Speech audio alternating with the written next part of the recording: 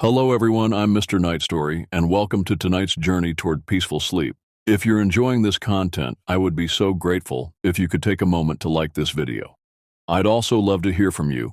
Please feel free to share in the comments where you're watching from and what time it is there. Your kind support truly helps me continue creating these relaxing experiences for you. Now, please make yourself comfortable as we gently begin tonight's journey to restful sleep. My name is Sabrina Hartwell, but you can call me Bree. My husband Calvin, who goes by Cal, and I live in the small city of Anderson, nestled in the foothills of the Blue Ridge Mountains in upstate South Carolina. When Cal and I first got together a little over a year ago, he owned his own place, a cozy house surrounded by sprawling woods. On the weekends, my two kids from a previous marriage and I would stay at his house, using it as a little getaway.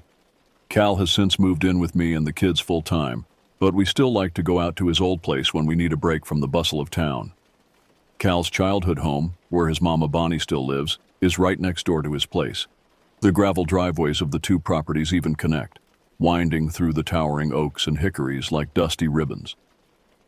It was on my first visit to Cal's that Bonnie pulled me aside, her weathered face serious as a preacher's at a tent revival. "Now, Bree, I know them kids of yours will want to go exploring in them woods," she said, her voice low and solemn. "But you best not let 'em go too far off, especially not near evening time." I raised my eyebrows, curious. Bonnie seemed like a sensible woman, not prone to flights of fancy. "Why's that, Bonnie? Copperheads?" "We have our share of venomous snakes in these parts." She shook her head slowly. "No, honey, worse than that." She glanced toward the tree line, then back at me, her faded blue eyes holding mine. Few months back, I was out in the yard, tending to my tomatoes. All of a sudden, this thing come tearing out the woods, right past me, not more'n 6 feet away. I felt a prickle down my spine despite the warmth of the afternoon. What kind of thing? It was a cat, biggest damn cat I ever laid eyes on. Size of a full-grown lab, easy, and black as pitch, not a speck of color on it. Now, I've spent my fair share of time outdoors. I knew the Department of Natural Resources didn't officially recognize the presence of mountain lions here, but that was a bunch of bureaucratic hogwash. I'd caught a picture of a tawny cougar on my own trail cam just last fall, but a black one? I'd never heard tell of such a creature prowling the Carolina hills. "You sure it wasn't a bear, or maybe a real big boar?" I asked, though I had a feeling I knew the answer. Bonnie fixed me with a look that could curdle milk. "Honey, I've been hunting and trapping these woods since I was knee-high to a grasshopper. I know a cat when I see one, and that was a cat, sure as Sunday. Moved all slinky and quiet, not like no bear." I nodded slowly, a tingle of unease dancing up my neck despite the bright sunshine filtering through the leafy canopy. "I appreciate the warning, Bonnie. I'll keep a close eye on the kids, I promise." And I did. From that day forward, I made sure my son and daughter never strayed out of shouting distance when they played among the hickories and oaks of Cal's property. Still, I often found my gaze drawn to the silent sentinels of the forest's edge, wondering what else might lurk beyond sight in those green depths. It was about a month after that first unsettling conversation with Bonnie that Cal and I decided to go deer hunting on his land. Our usual sitter had the kids for the day, and we were both thrumming with cabin fever after a long week of work. We gathered up Cal's hunting rifles, pulled on our orange vests and caps, and set off down the winding trail that led to the far corner of his acreage. We walked in companionable silence for a while, listening to the cheerful burble of the birds in the branches above and the skitter of squirrels in the underbrush. The sun-dappled peace of the forest settled over me like a mantle, and I felt myself begin to relax for the first time in days. After about half an hour of strolling and seeing nary a whitetail, Cal stopped in a small clearing and turned to me, a boyish grin lighting up his tanned face. "Hey, Bree, you want to see something real interesting?" I cocked an eyebrow at him. "I suppose that depends on what kind of interesting we're talking about, Cal Hartwell. If you're fixin' to show me another dang deer scrape." He laughed, a warm, rich sound in the cathedral hush of the forest. "Nah, nothing like that. I want to show you the old Indian burial ground back here." Now that piqued my interest right quick. As a born and raised Carolina girl, I'd grown up hearing tales of the Cherokee and Catawba tribes who once called these hills and hollers home. The idea of seeing one of their sacred spaces with my own two eyes sent a thrill through me. Well, why didn't you say so? Lead the way. Cal's grin widened, and he took my hand, guiding me off the beaten path into a section of woods I'd never explored before. The trees grew closer together here, their canopy blocking out the bright blue bowl of the sky.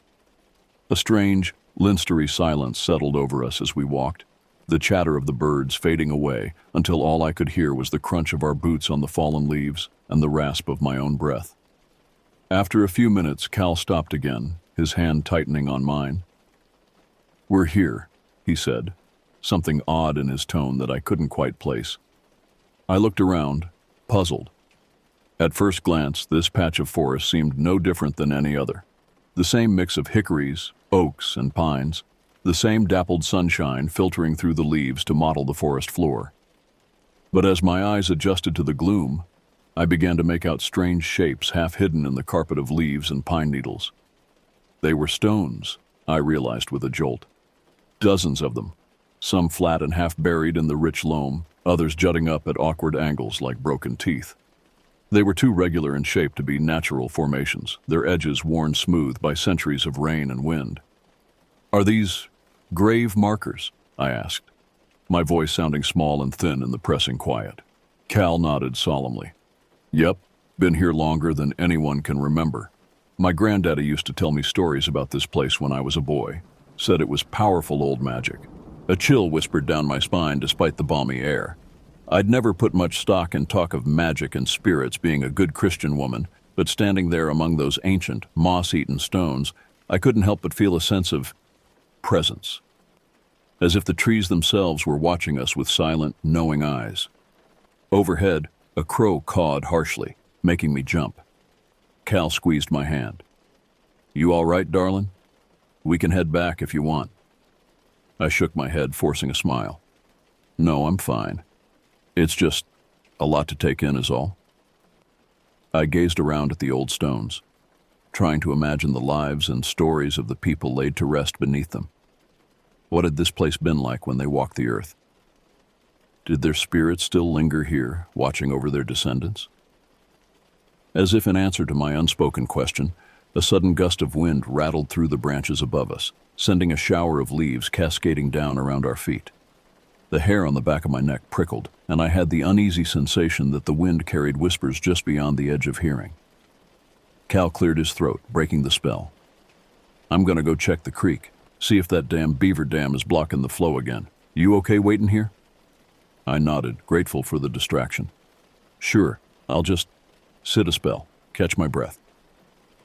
In truth, the thought of being alone in this strange, silent place made my stomach flutter uneasily, but I didn't want Cal to think I was some silly scaredy cat. "All right, I won't be long." He squeezed my hand again, then ducked off into the underbrush, his bright orange vest quickly swallowed up by the green. And then I was alone, surrounded by the watchful trees and the restless whispers of the wind. For a few minutes I just stood there, hardly daring to breathe, my eyes darting from stone to stone, as if expecting to see a ghostly figure materialize from behind one. "Get it together, Bree," I muttered to myself at last, blowing out a breath. I was a grown woman for Pete's sake, not some jittery tenderfoot spooked by a few old rocks. Deliberately, I unslung my rifle and propped it against the nearest tree trunk, then folded myself down to sit cross-legged on the soft carpet of leaves. At first, the peace of the forest settled over me like a calming balm. I closed my eyes, breathing in the loamy scent of earth and decaying leaves, letting the dappled sunlight warm my upturned face. Nearby, a red-tailed hawk screed, the wild sound sending a pleasant shiver through me. This was the kind of moment I lived for, the deep, abiding connection to the land and its non-human residents. But as the minutes ticked by, marked by the distant talking of a woodpecker, a strange unease began to creep over me. It started as a prickling at the base of my skull, a sense of being watched by unseen eyes. I shrugged it off at first, telling myself it was just the remnants of my earlier spookiness. But the feeling only grew, until it felt like cold worms writhing in my guts. My eyes snapped open, my breath coming faster. The woods looked exactly the same, the beams of sunshine spearing through the greenery still and peaceful. Nothing moved among the grass and stones surrounding me. And yet, Bree. I jackknifed to my feet, my heart slamming against my ribs. The voice had come from behind me, as clear as if someone had whispered directly into my ear. But as I spun around, my eyes darting wildly, I saw nothing but trees and drifting motes of pollen. Bree. The sibilant whisper came again, from the opposite direction this time. I whirled toward it, my pulse thundering in my ears. "Cal," I called out, my voice cracking. "That you?" Silence. Even the birdsong had ceased, leaving only the rasp of my breathing and the panicked drumming of my heart. Bree. This time the voice came as a screech, the sound slithering down my spine like a razor blade. It sounded close, too close, as if the screamer was right behind me. I spun back around and felt the bottom drop out of my stomach. There, standing not 6 feet away between two of the larger linstery stones, was a figure. It was humanoid in shape, but far too tall and gaunt to be my Cal, or anything living. Tattered rags the color of old moss hung from its elongated limbs, and its face, dear God, its face. I couldn't make myself look directly at it, my mind refusing to process the glimpse I'd gotten of writhing darkness and too many mouths. A high, thin keening reached my ears, and it took me a moment to realize it was coming from my own throat. Bree, the thing whispered again, and now there was a gloating note to its rasping voice, a cruel amusement. It took a slithering step toward me, the rags that shrouded its form fluttering in a wind I couldn't feel. I didn't remember grabbing my rifle, but suddenly it was in my hands, my finger tightening on the trigger as I braced the stock against my shoulder. The creature took another gliding step, stick-thin arms unfolding from its sides, reaching, bang! The rifle's report cracked through the silent woods like a whip, sending a flock of startled grackles bursting from the canopy in a storm of black wings. The bullet smacked into the center of the creature's chest and passed right through, burying itself in the tree behind it with a splintering thwack. The thing threw its head back, unleashing a gurgling, burbling cry that daggered into my brain like an ice pick. Squinting through eyes awash with tears of pain, I saw the hole I'd blown through its chest seal itself, inky smoke knitting the edges closed.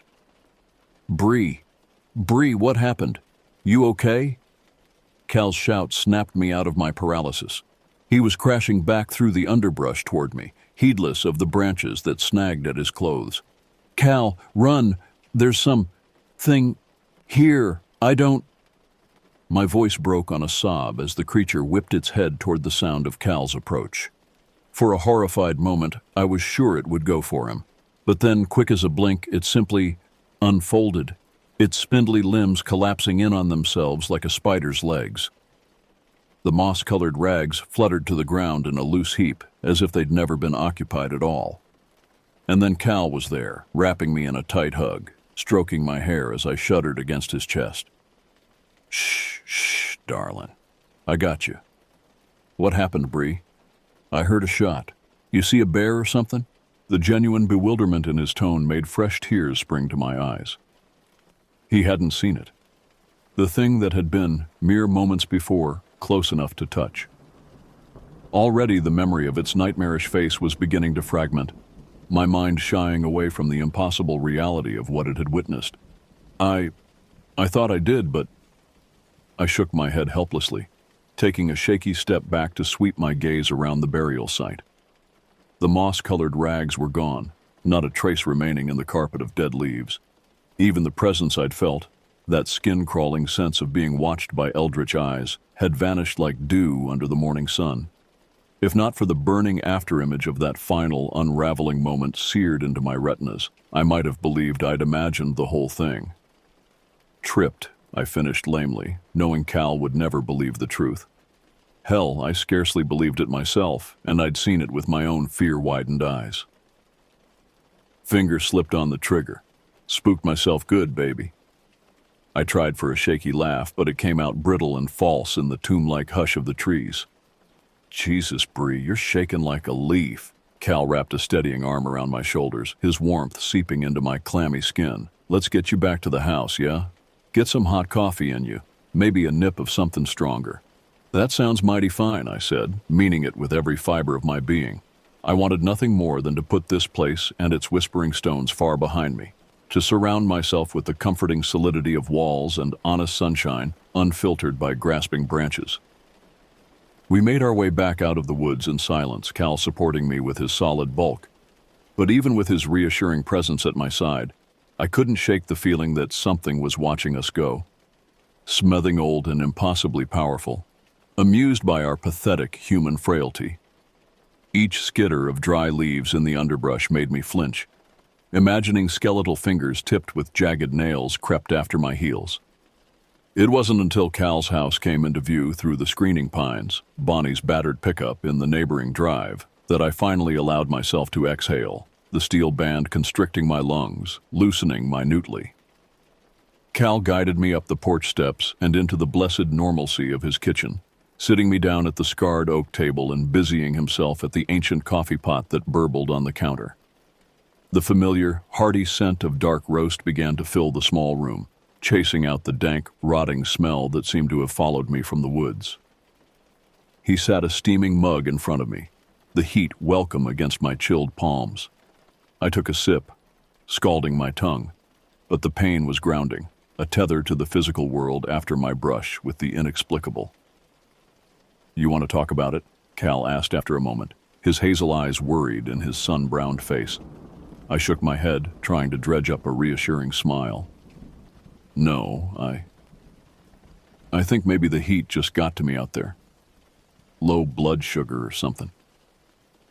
The lie tasted sour on my tongue, but what else could I say? That I'd just had a close encounter with some kind of spirit creature out of a nightmare? Cal would think I'd gone round the bend for sure. He didn't look entirely convinced, but he let it drop, reaching over to squeeze my hand. "Well, you just take it easy the rest of the day, you hear? I'll go pick up the kids from the sitter, give you some time to rest."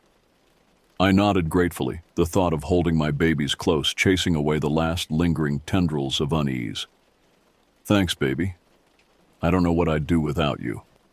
Cal just grinned, dropping a kiss on the top of my head as he grabbed his keys off the counter. "Ain't never gonna have to find out. I'll be back before you know it." The screen door banged shut behind him, leaving me alone in the suddenly too quiet house. I sat at the table for a long moment, staring into the depths of my coffee mug as if it might hold the answers to the questions whirling through my mind. What in God's name had I seen out there in those woods? And more importantly, what did it want? The memory of that sibilant, gloating whisper slithered through me like dirty ice, making me shudder. I was no expert in the supernatural, but I knew the old stories, passed down through generations of mountain folk. Stories of dark things that lurked in the shadowed places of the world, beings that hungered for mortal flesh and mortal fear. The Cherokee called them raven mockers, the Nunihi, the Ulun Suri. A branch rapped against the kitchen window, making me jump half out of my skin, sloshing coffee over my white-knuckled hands. Heart pounding, I twisted to look, but there was nothing there. Just the scraggly dogwood Cal's mama had planted years ago, its leaves gone russet with the season. "Get a hold of yourself, Bree," I muttered, getting up to dump my mug in the sink with shaking hands. I couldn't let myself go spinning off into flights of fancy, seeing boogeymen in every shadow. Whatever I'd encountered in the burial ground, it had let me go, hadn't it? Maybe it had just been trying to scare me off, protect its territory from foolhardy humans. And yet, as much as I tried to rationalize it away, a small, secret part of me knew the truth. I had stood face to face with something old and evil and utterly inhuman, something that had marked me in some indefinable way. Even now, safe within the walls of Cal's house, I could feel its presence lurking at the edges of my consciousness, patient and ruthless as a spider in its web. The crunch of tires on gravel shook me out of my dark thoughts. I pasted on a bright smile as the front door banged open, emitting Cal and the two brightest lights of my world in a gust of crisp autumn air. Mama, look what we found." My daughter Liza thrust a hand under my nose, proudly displaying a hickory nut brown as an old saddle. "Why, that's right pretty, baby. You find that all by yourself?" I swept her into a fierce hug, breathing in her little kid smell of crayons and peanut butter, feeling her vital warmth against my chest. "Nuh-uh, Jake helped." Liza squirmed free to point at her brother, who was busy shedding his windbreaker in the middle of the living room floor. "Only 'cause you're too short to reach the good branches," Jake said, flashing me a gap-toothed grin. At 8, he considered himself quite the little man, always looking out for his sister. "Well, I'm sure proud of you both. What do you say we take those treasures out on the porch and see if we can find some more for dinner?" "Yeah," they chorused, already racing each other to the door. I followed more slowly, Cal falling into step beside me. "Feeling better?" he asked, his eyes searching my face. I summoned up a smile, hoping it reached my eyes. "Right as rain now that I've got my babies home." It wasn't the whole truth, but it would have to do. The rest of the evening passed in a haze of fragrant chili on the stove, the happy chatter of my children, and the solid, steadying presence of my husband at my side. By the time I tucked the kids into the bed they shared, the horrors of the afternoon seemed distant, like a scary story that had lost its power in the light of day. But that night, as I lay curled in Cal's arms in the bed that had once been his grandfather's, I dreamed. I dreamed of a forest where the trees had eyes, where the very earth thirsted for blood. I dreamed of a figure in rags the color of old moss, a figure with too many mouths and long, grasping fingers. It called to me in a voice like dead leaves, urging me to come back, just a little closer. I woke with a scream lodged in my throat, my nightgown plastered to my skin with icy sweat. Cal slept on beside me, snoring softly. But I knew I wouldn't be so lucky. Resigned, I slipped out of bed, wrapping my grandmother's quilt around my shoulders like a shield. I padded barefoot through the house, the old floorboards creaking out a familiar lullaby. In the kitchen, I put on a pot of coffee, knowing I'd need the fortification for the long night ahead. While it brewed, I stood at the window, staring out into the darkness where I knew the woods lay in wait. Maybe it was just a trick of the moonlight, but for a moment I could have sworn I saw a figure standing at the tree line. A figure in tattered rags, its face a writhing mass of shadow. It raised one stick-thin arm, beckoning. I blinked, and it was gone. Just a shadow, a figment of my exhausted imagination. But as I turned away from the window, I couldn't shake the feeling that this was only the beginning, that the thing in the woods was far from done with me. And God help me, but some small, secret part of me yearned to answer its call, to plunge headlong into the primal mystery of those ancient trees and the spirits that lurked within. The rational part of my mind recoiled at the thought, but deep in my bones, I felt the pull of something older than reason, older than fear. I poured my coffee with an unsteady hand, wrapping my fingers around the warm ceramic like a talisman. Come what may, I had to be strong, for Cal and for my babies. I couldn't let the darkness in, no matter how sweetly it called my name. But as I sat there in the yellow pool of the kitchen light, watching the night press against the windows like a living thing, I knew the truth. The darkness was already inside me, planted like a seed by the touch of a nightmare made flesh.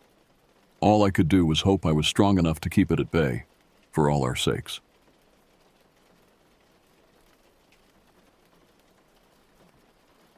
I'll never forget the summer of 2019. It was the year I decided to take my cousin Jake up on his long-standing invitation to visit him in Crestone, Colorado. Jake had been raving about this small town, nestled at the foot of the Sangre de Cristo Mountains for years, always going on about the stunning scenery, the quirky local culture, and the endless outdoor activities.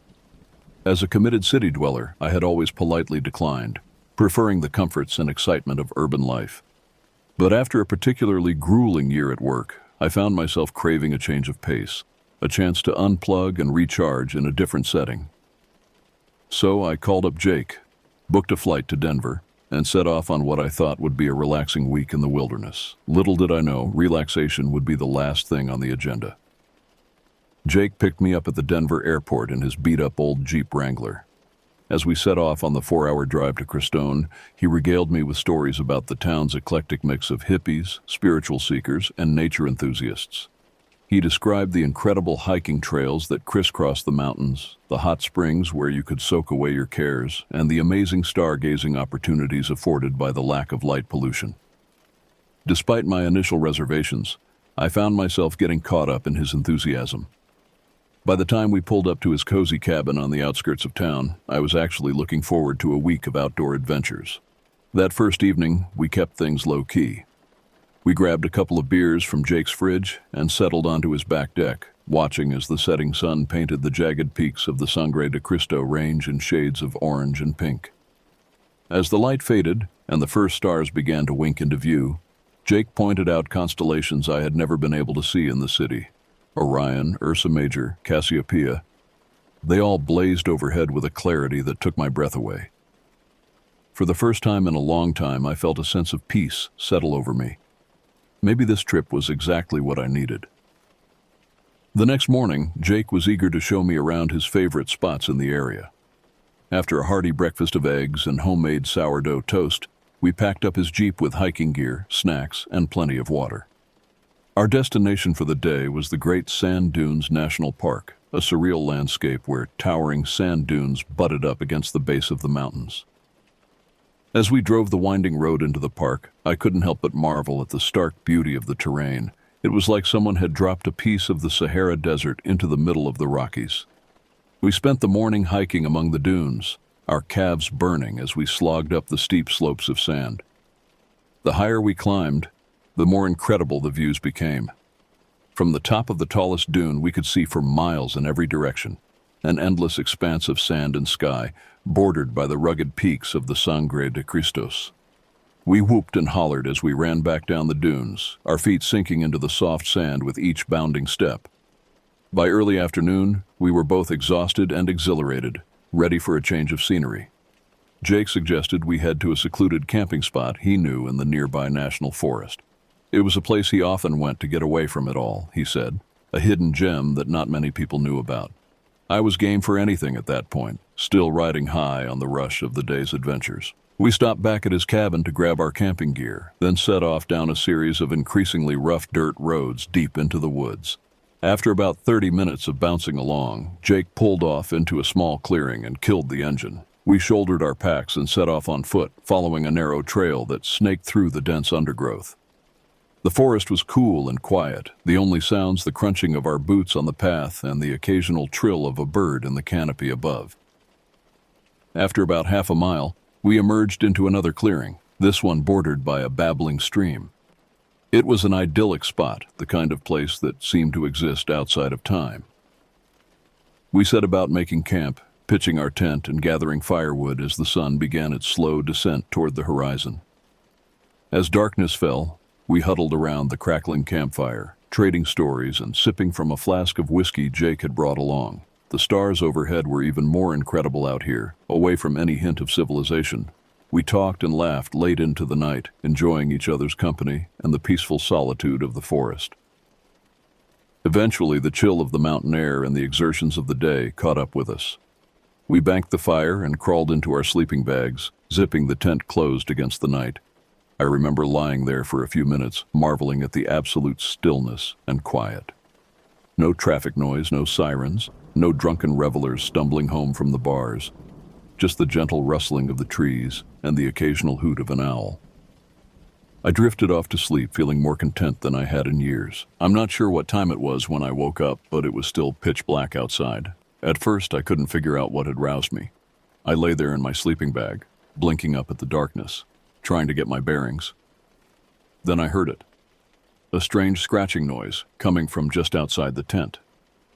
My first thought was that it must be some small animal, a raccoon or a squirrel maybe, attracted by the scent of our leftover food.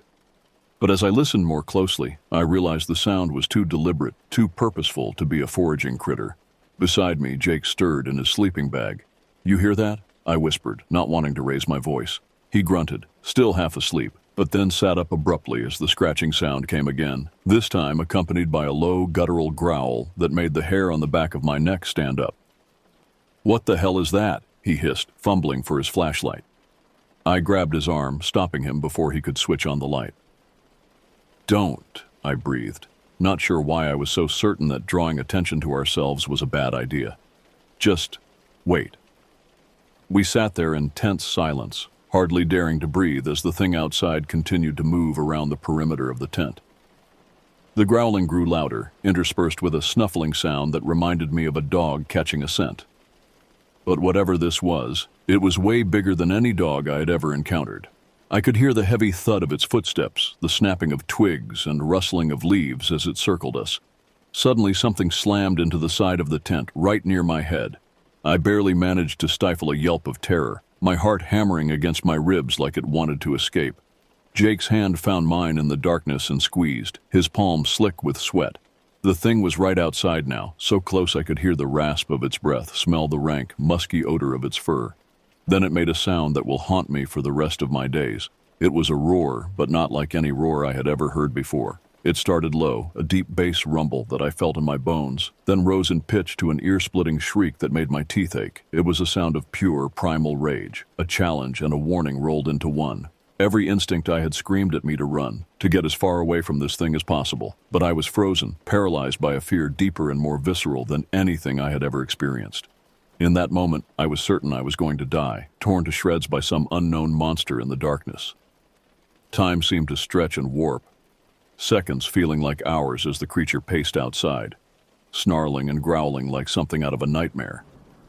Then, as abruptly as it had appeared, it was gone. The forest fell silent again, save for the pounding of my own heart in my ears. Jake and I sat there for a long moment, clutching each other's hands, hardly daring to believe it was over. Finally, Jake spoke, his voice shaking. "We have to get out of here. Now." I didn't argue. We burst out of the tent, pausing just long enough to grab our essentials before tearing off through the woods back toward the jeep. Branches whipped at our faces. Roots caught at our feet, but we hardly noticed, driven by pure adrenaline and the primal need to get as far away as possible. When we finally burst out of the tree line into the clearing where we had parked, I nearly wept with relief. Jake fumbled with his keys, his hands shaking so badly it took him 3 tries to unlock the doors.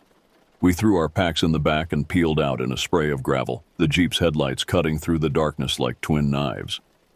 We didn't talk much on the drive back to Jake's cabin, both of us too shaken by what had just happened.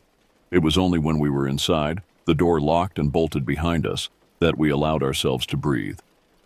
Jake grabbed a couple beers from the fridge with trembling hands, popped the tops, and handed one to me. We collapsed onto the couch, taking long, shuddering pulls from the bottles. What the hell was that thing?" Jake asked finally, his voice barely above a whisper. I shook my head, at a loss. "I don't know. A bear, maybe. But the sound it made, that was no bear," Jake said firmly. "I've never heard anything like that in my life. And the way it moved, the intelligence behind it, that was no animal." A chill ran down my spine at his words. He was right.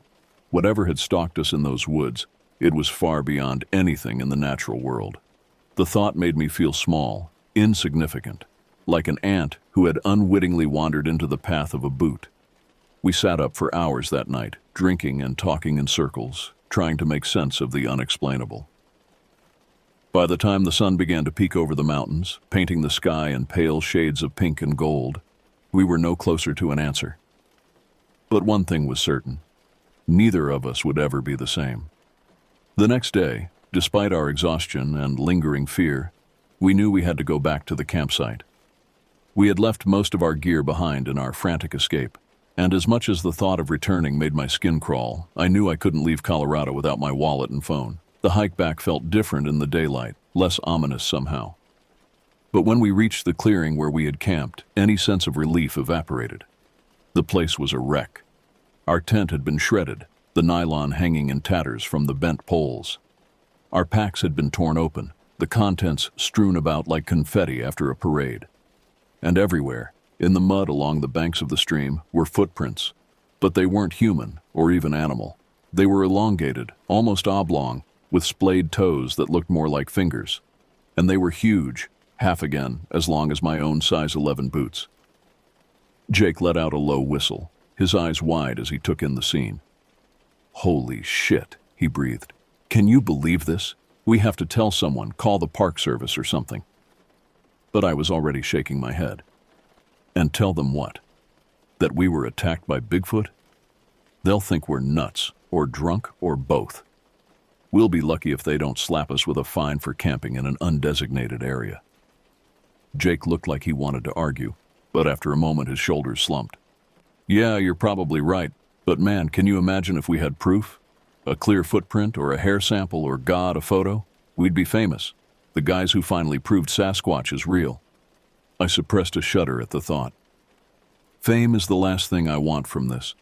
I just want to forget it ever happened, go back to my normal life and never think about monsters in the woods again. We gathered what was left of our gear in silence, stuffing it into trash bags from Jake's Jeep. The drive back to Denver was subdued, both of us lost in our own dark thoughts. When Jake dropped me off at the airport, we hugged awkwardly, not sure what to say. Let's just keep this between us, okay? I said finally, my voice rough. I don't want to be the crazy cousin at Thanksgiving dinner. Jake managed to laugh at that, though it sounded forced. Yeah, no worries. What happens in Crestone stays in Crestone. I boarded my flight feeling drained in a way that had nothing to do with physical exhaustion. The events of the past 2 days kept replaying in my mind, the terror of that night in the woods, the gut-wrenching wrongness of those footprints. A part of me wanted to dismiss it all as a bad dream, a product of too much whiskey and an overactive imagination. But I knew, deep in my bones, that what we had experienced was real. The world was stranger and more frightening than I had ever dared to imagine, and I had looked into the abyss and seen it looking back. In the months that followed, Jake and I talked on the phone a few times, always skirting around the topic that loomed between us like a specter. He would make vague references to that camping trip or the incident, but we never spoke of it directly. It was like we had made an unspoken pact to bury it, to pretend it had never happened. But late at night, lying in bed in my city apartment with the sounds of traffic and sirens drifting up from the streets below, I would sometimes allow myself to remember. The stillness of the forest, the icy grip of fear, the bone-shaking roar that echoed from the darkness. And I would wonder with a chill that had nothing to do with the temperature of my room, what else might be out there in the wild places of the world, lurking just beyond the edge of the firelight.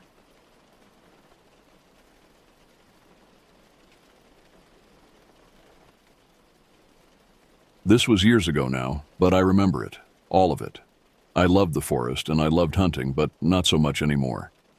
That night the moon was full, but the trees choked its light. Streams of silver fought for every inch, peeking through the canopy. Footfalls in the forest echoed, and the crunch of leaves and the snapping of twigs announced my presence. I wasn't lost, but I had not found what I was looking for. Earlier that day I had shot a deer and felt wrong. That's the best way to explain it. Just wrong. I had had no luck sitting in my stand for hours. But then it walked out of the tree line, a huge buck. It strolled right to the center of the clearing, head pivoting side to side and then up. It looked straight at me. I took aim, lining up my crosshairs on the deer, and suddenly a voice in the back of my head whispered, I thought, just don't take the shot. The voice insisted. I lined up my crosshairs again. The deer didn't blink. Its glassy black eyes stared up at me. I think it knows I'm here. Why isn't it running? My chest started to tighten. I don't know. But don't do it. The voice continued. I curled my finger around the trigger and began to squeeze. The voice was screaming now, warning me not to do it. I knew I shouldn't have pulled that trigger, but I did. God, what I'm saying doesn't even make sense. But it's what I saw. It's what I did. I shot the deer, and it didn't budge. It took that bullet between the shoulder blades like some sort of mosquito bite. It flicked its ear, licked its nose, turned its head, and walked back to the gap between the trees, vanishing. I climbed down the tree stand, approaching the spot where the deer had been hit. There was blood, but it wasn't right. The wound I had made in the deer's chest was mere moments ago, and yet the blood on the ground was already clotted and dried. I followed the blood trail into the trees. The smell, oh God, it was horrible, like the stench of swamp mud and rot. Something was off, but I had to track it down. My dad had instilled in me strong hunting ethics. Know your gun, shoot only when certain, and always track down wounded game. I can't explain why I felt the way I did. Watching it walk back into the woods made my stomach drop. But why? My inner voice returned. It wasn't a deer. And it saw you. It took that bullet like a slap on the back. Then what was it? I don't know. But it wasn't a deer.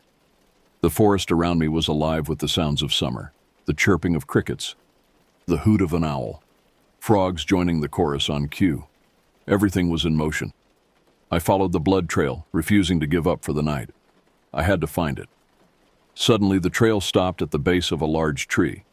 The blood had been heavy and constant up to that point. I scanned the area with my flashlight, but there was nothing. Where could it have gone? Then something thick and sticky struck my forehead. I reached up, touched it, and brought my fingers into the light. Red blood. I shone my light up into the tree, and there it was. Halfway up the trunk, more blood. Further up, on one of the branches, more blood. That's not right. I tried to rationalize. Had the deer succumbed to its injuries? Had it been dragged up the tree by something else? No, there wasn't enough blood for that. And there were no remains. How did blood get up in the tree? It must be from another wounded animal, not the one I'm tracking. Perhaps I got swapped onto its trail instead. But that can't be right. I knew I was tracking the same trail the entire time. The only explanation is that the deer, that thing I shot, scaled this tree. Deer don't climb. So where is it now? I shone my light into the treetops, but there was nothing. The branches were bare, no sign of life anywhere. Crap. Now what? I decided to make camp since the trail was dead. There was nothing left to track. I set up my tent and gathered some wood for a fire beneath the tree. I tried to get some rest, but sleep would not come. I kept replaying the events from earlier over and over again. The more I thought about it, the less anything made sense. And the less sense things made, the more threatened I felt. I set up, stoking the fire, and grabbed my weapon. I was ready to fight. Not ready to win, perhaps, but to fight. "What are you doing?" a voice in my head asked. "I just want to be ready," I replied to myself. "Ready for what?" "I'm not sure, but it makes me feel better." "No, you know what? You shouldn't have shot that deer." Sitting by my fire, I remained at the ready, constantly scanning the area, listening to every sound the forest threw at me. The night was loud. The forest was alive with creatures all caught in a perpetual state of hunting or hiding. Then faintly, I heard a snapping sound. I turned and raised my gun toward the void. The orange glow of the fire danced on the barrel, illuminating the campsite, but revealing nothing beyond it. I decided not to use my flashlight. I wanted complete control of the weapon. Motionless, I sat there listening very closely. Nothing, just the crackling of the fire. Yeah, that's all it was. Just a crack of the fire, I told myself. Nothing out there? I knew that wasn't true, but it was the only thing I could say to convince myself to lower the gun. The night dragged on, but I survived, despite the occasional kamikaze moth pelting me. As dawn broke, the cold morning air, tinged with a light blue hue, enveloped the forest. It was a welcome change from the heat that lay ahead. A thick fog had rolled in. I extinguished the remnants of my fire, packed up my gear, and prepared to head to the pickup location. My friend wouldn't be able to get me for another day, but at least I'd be ready. I squatted down to retrieve my packed bag, slinging it over my shoulders in one swift motion. The swirling fog parted where the bag had lain, revealing something I hadn't noticed before. Tracks, not just any tracks. Deer tracks. Hundreds of them. The hoof prints struck deep into the damp ground around the campsite, forming a perfect circle around my camp. This thing had been circling me all night long, just beyond the firelight. But that couldn't be. I would have heard something. I mean, there were hundreds of tracks. It would have had to make noise at some point. As I looked closer, it became apparent there were no tracks showing entry or exit from the area. It was like the deer had simply materialized right beside the campsite and vanished when it was done. Forget this. I'm out of here, I muttered to myself, as I began the long trek to the pickup location. However, I decided not to stop there. I would hike down the logging road to the mouth of the main dirt road that my buddy would have to drive down to get to the meetup spot. Honestly, it didn't do much in getting me out of here any sooner, but it was good to have a mission to work towards. Any amount of time shaved off in these woods was better. Most of the hike was uneventful. I was approaching well over halfway to the meeting spot when I decided it was time for a break. I rummaged around in my bag for water and a protein bar. I was making great time. At this rate, a few more hours of hiking and I would be on the logging road in no time, and only a half-hour hike from the main dirt road. A branch popped behind me. I lifted my gun and swung around to the noise in one fluid motion, scanning the area.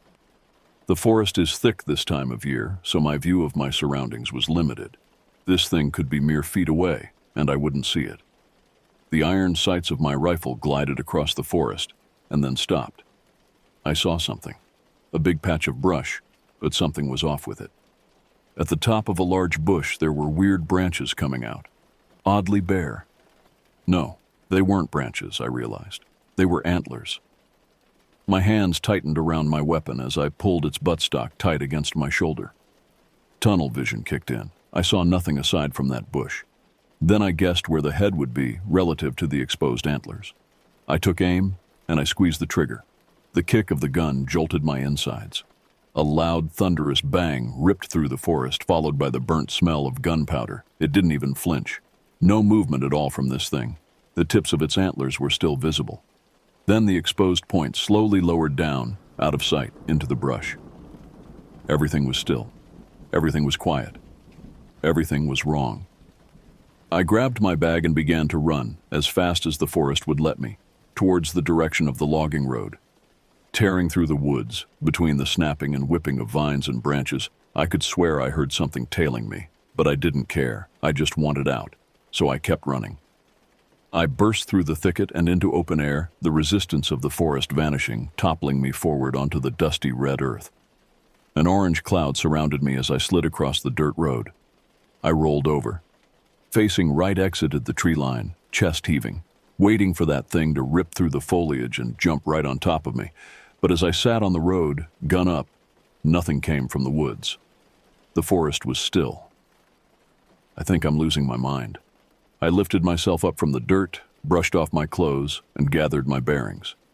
It's this way. I started down the dirt path, hiking for a few minutes before a section of cleared forest came into view on the right side of the path. It was an old logging site, stumps jutting out like headstones in a tree graveyard. The clearing was littered with the tracks of trucks and the branches of past harvests. It was a wide-open expanse of mangled wood and debris. This is as far as I go for now, I thought. The sun will be going down in a few hours, and there's no point in going further. Plus, this will make a great spot for camp. The best parts were an abundance of firewood, an open view of my surroundings, and the ground being completely littered with branches so I could hear anyone or anything coming. No trees mean no cover for it from my shots. Yeah, this is as good as it gets. One last night, and my buddy will be here first thing in the morning to get me. Just one more night. For the last time I set up camp, stacking a quick pile of firewood and standing guard as the sun dipped below the horizon. The night crept in from the forest around me. I could sense I wasn't alone. The feeling had been lingering before dusk, but now it was closer, more persistent. The hours passed slowly. The wind was relentless, constantly threatening to snuff out my flames. I kept shifting my position to shield the fire with my body, but it was barely enough to keep it lit. The darkness was thicker than the night before, with no moon or stars, only clouds blanketing the sky and its light. It was quieter tonight. There were no sounds of bugs or animals, just the rustling trees and howling wind. Time dragged on with nothing happening. Dawn was only a couple of hours away. I made it, I thought. Maybe I'm losing my mind. Then I saw it. A silhouette approaching my camp. The fire cast a faint glow, but I couldn't make out any details. It looked like my friend, my buddy. Maybe he's ahead of schedule, I thought, and he was drawn by the light of my fire. I stood up to greet him but froze mid-stride. As the figure moved closer, the darkness around it melted away. It wasn't my friend. It wasn't even a man. The legs were far too skinny. The arms hung at odd angles, and what looked like long hair rose from its shoulders in writhing lines above its head. As it stepped into the light, I saw it clearly, every horrifying detail. It was that deer, but not a deer at all. This thing continued walking straight towards me. It moved on its hind legs like a man. The forearms, now drooping in front of its body, ended in claws instead of hooves. Its jaw hung loosely on its hinge, revealing rows upon rows of jagged, malformed teeth. Its antlers, now more resembling tentacles, whipped at the surrounding air. and its eyes, no longer on the sides of its head, had shifted somehow to the center of its face, one atop the other. I raised my gun, took aim. Then something from the sky hit my hand, then my cheek. It ran down my face and off my chin. It was beginning to rain. The sky opened up, unleashing a downpour that extinguished my fire in mere seconds, plunging me into darkness. The last sight I had of this thing was it advancing towards me. I fired my gun in the dark. The flash from the discharge revealed nothing of its location, but I saw my flashlight on the ground to my left. I could hear nothing over the ringing in my ears from the shot. Even the beating of the rain was lost on me. Keeping my gun raised, I bent down with one arm outstretched, feeling around the ground for my flashlight until I touched the familiar smoothness of plastic against the rough earth. I grabbed it, and as I did, I felt fur brush against my outstretched arm. I swung the gun in that direction and pulled the trigger. The recoil threw the gun from my hand, and I felt something warm and sticky splatter across my face. Clutching the flashlight, I dug my feet into the ground and pushed off into a sprint. I clicked on the light and picked a direction, the rain beating against my face, washing sweat into my eyes, making them sting. Each falling droplet obscured more of the light, leaving me barely enough visibility to keep my footing. I ran and ran until I hit even ground, the light illuminating the muddy path of the dirt road. I continued down the path until I lost my footing, sliding in the mud. The flashlight bounced ahead of me, landing with its beam pointed back in the direction I'd come from. I rolled over onto my back and saw a tall, shadowy figure running up the path towards me. Scrambling to my feet, I left the light where it lay and let my instincts guide me. I didn't stop running until my footsteps slapped against pavement. I'd made it all the way to the main highway. The sun was beginning to rise over the trees. I walked along the side of the road until I heard a familiar voice call out behind me, "Hey!" I stopped and turned to see my buddy half hanging out the window of his truck, a look of concern and confusion on his face. "What the heck happened to you?" he asked, hopping out of the driver's side door. I paused and just stared at him, unsure of how to explain. How could anyone understand? I finally said the only thing that made any sense. I shot a deer.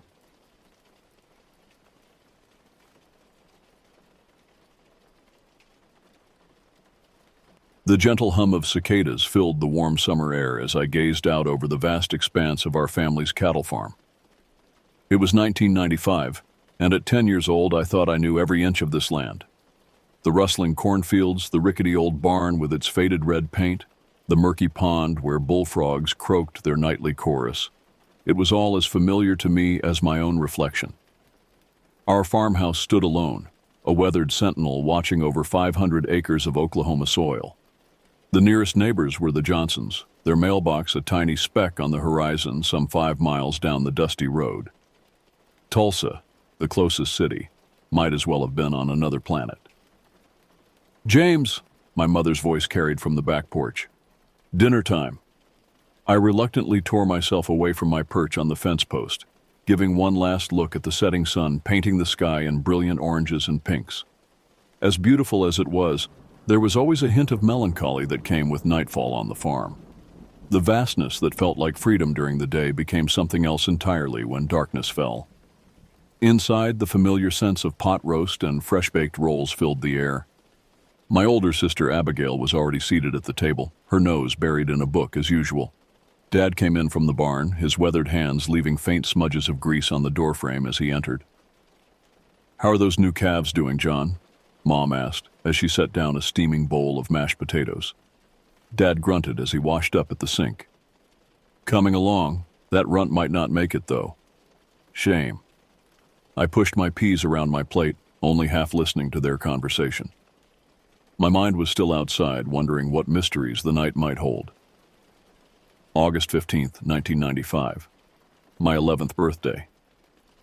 The day started like any other. Up before dawn to help Dad with the morning chores. But there was an undercurrent of excitement thrumming through me. Birthdays were a big deal in our family, one of the few times we really celebrated. After a breakfast of chocolate chip pancakes, a once-a-year treat, Mom and Dad presented me with a long, narrow box wrapped in shiny blue paper. "Go on, open it," Abigail urged, a rare show of enthusiasm from my typically aloof teenage sister. I tore into the wrapping, revealing a sleek black case. My heart raced as I popped the latches and lifted the lid. Inside, nestled in molded foam, was a telescope. Not a toy, but a real, honest-to-goodness, astronomical telescope. "It's a Celestron first scope," Dad explained, a hint of pride in his voice. 114 mm reflector should give you a nice view of the moon, planets, even some deep sky objects. I was speechless. For months, I'd been devouring every book on astronomy I could get my hands on during our bi-weekly trips to the library in town. The vastness of space fascinated me, and now I had a tool to explore it myself. That night after dinner and a generous slice of Mom's homemade chocolate cake, I lugged the telescope out to the field behind our house. The sky was perfectly clear, a canvas of inky black studded with diamonds. I carefully aligned the finder scope, just like I'd read about, and pointed it towards the waxing gibbous moon. When I pressed my eye to the eyepiece, I gasped. The cratered surface of the moon filled my vision in stunning detail. I could make out individual mountains and valleys along the terminator line where sunlight and shadow met. It was the most incredible thing I'd ever seen. For hours, I explored the night sky. Jupiter's bands and moons, the rings of Saturn, the Andromeda Galaxy, a smudge of light representing billions of stars.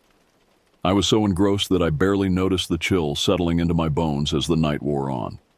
It wasn't until I heard the distant lowing of cattle that I finally tore myself away from the eyepiece. I blinked, disoriented, realizing how late it must be. As my eyes readjusted to the darkness, I noticed something odd on the horizon.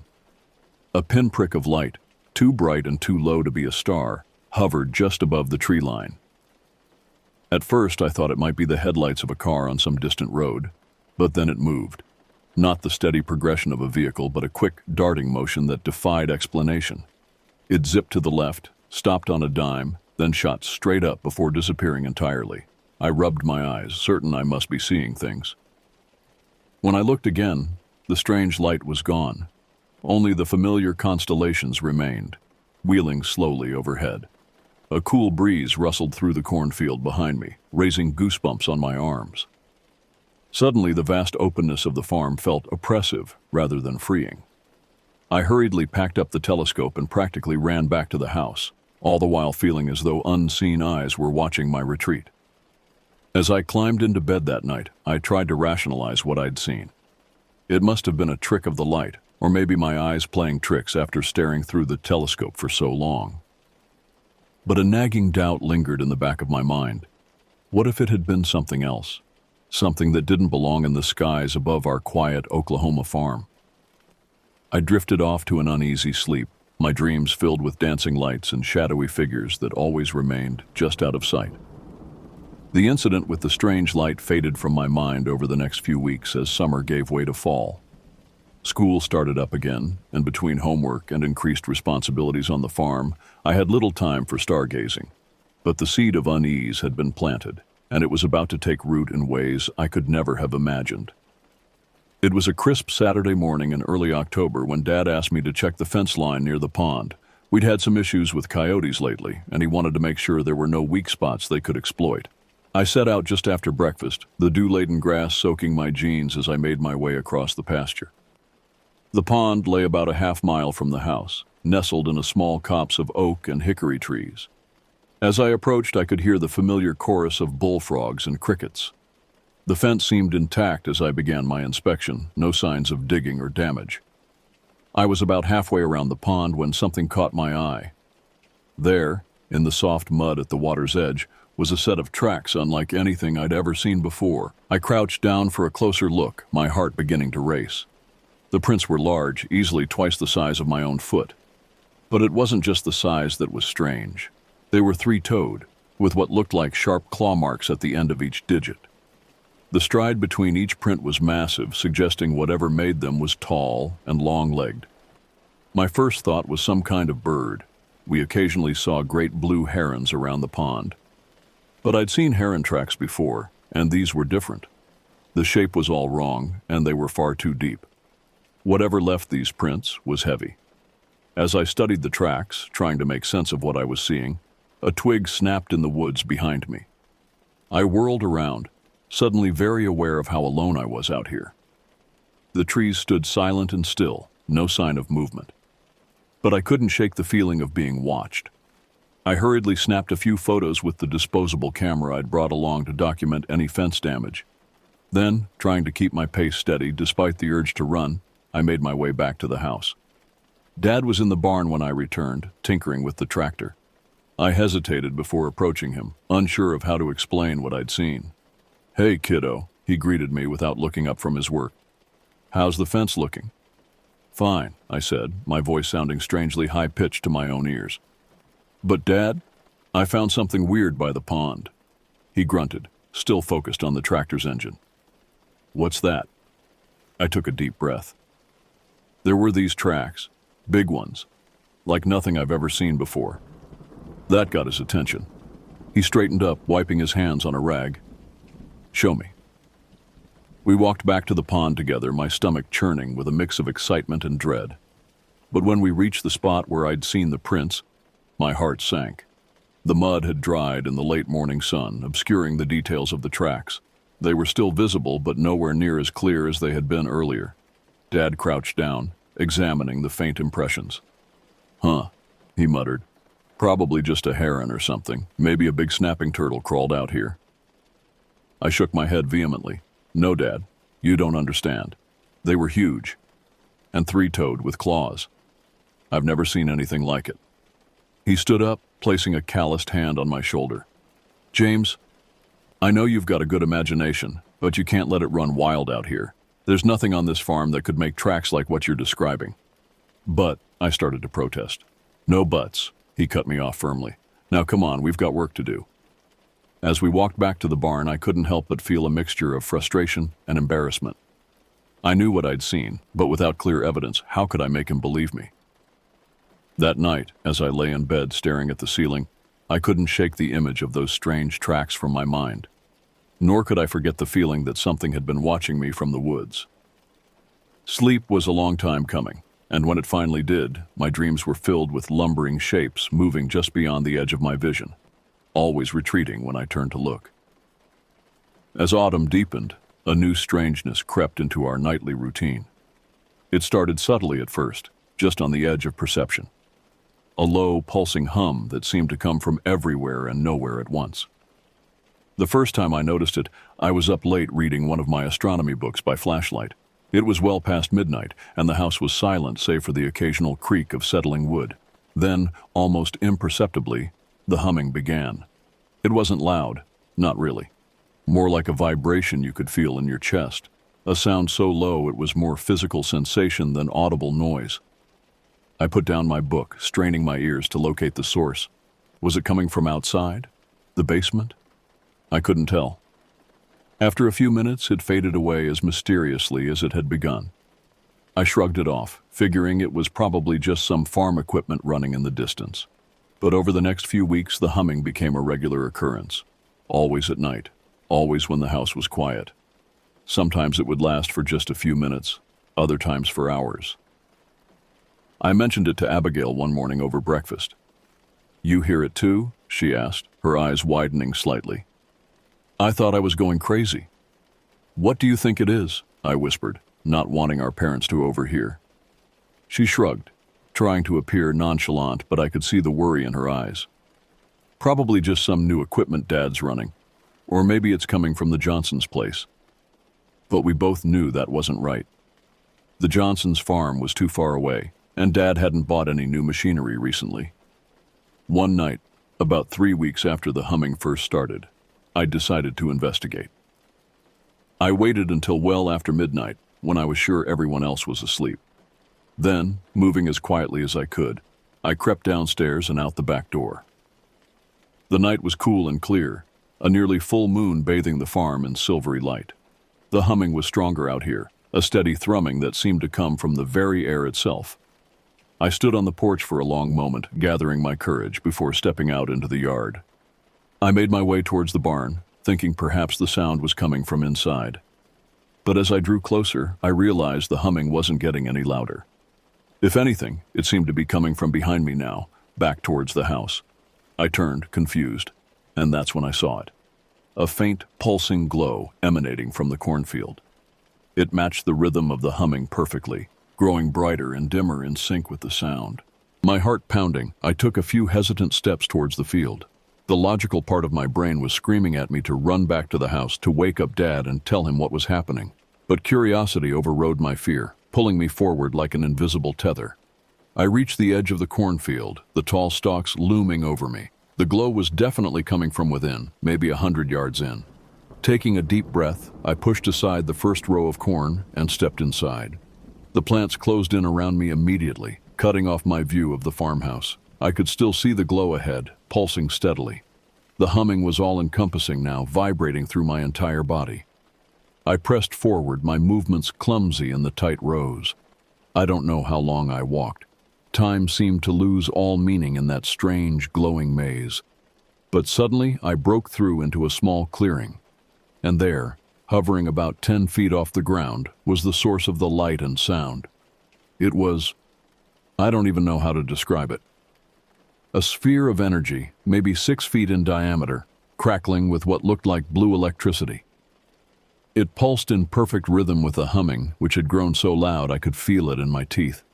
I stood there, frozen in awe and terror, for what felt like an eternity. Then, without warning, the sphere blinked out of existence. The humming cut off abruptly, leaving my ears ringing in the sudden silence. I stumbled backward, tripping over my own feet in my haste to get away. I ran blindly through the corn, branches whipping at my face and arms. When I finally broke free of the field, I didn't stop running until I was back inside the house, my lungs burning and sweat pouring down my face.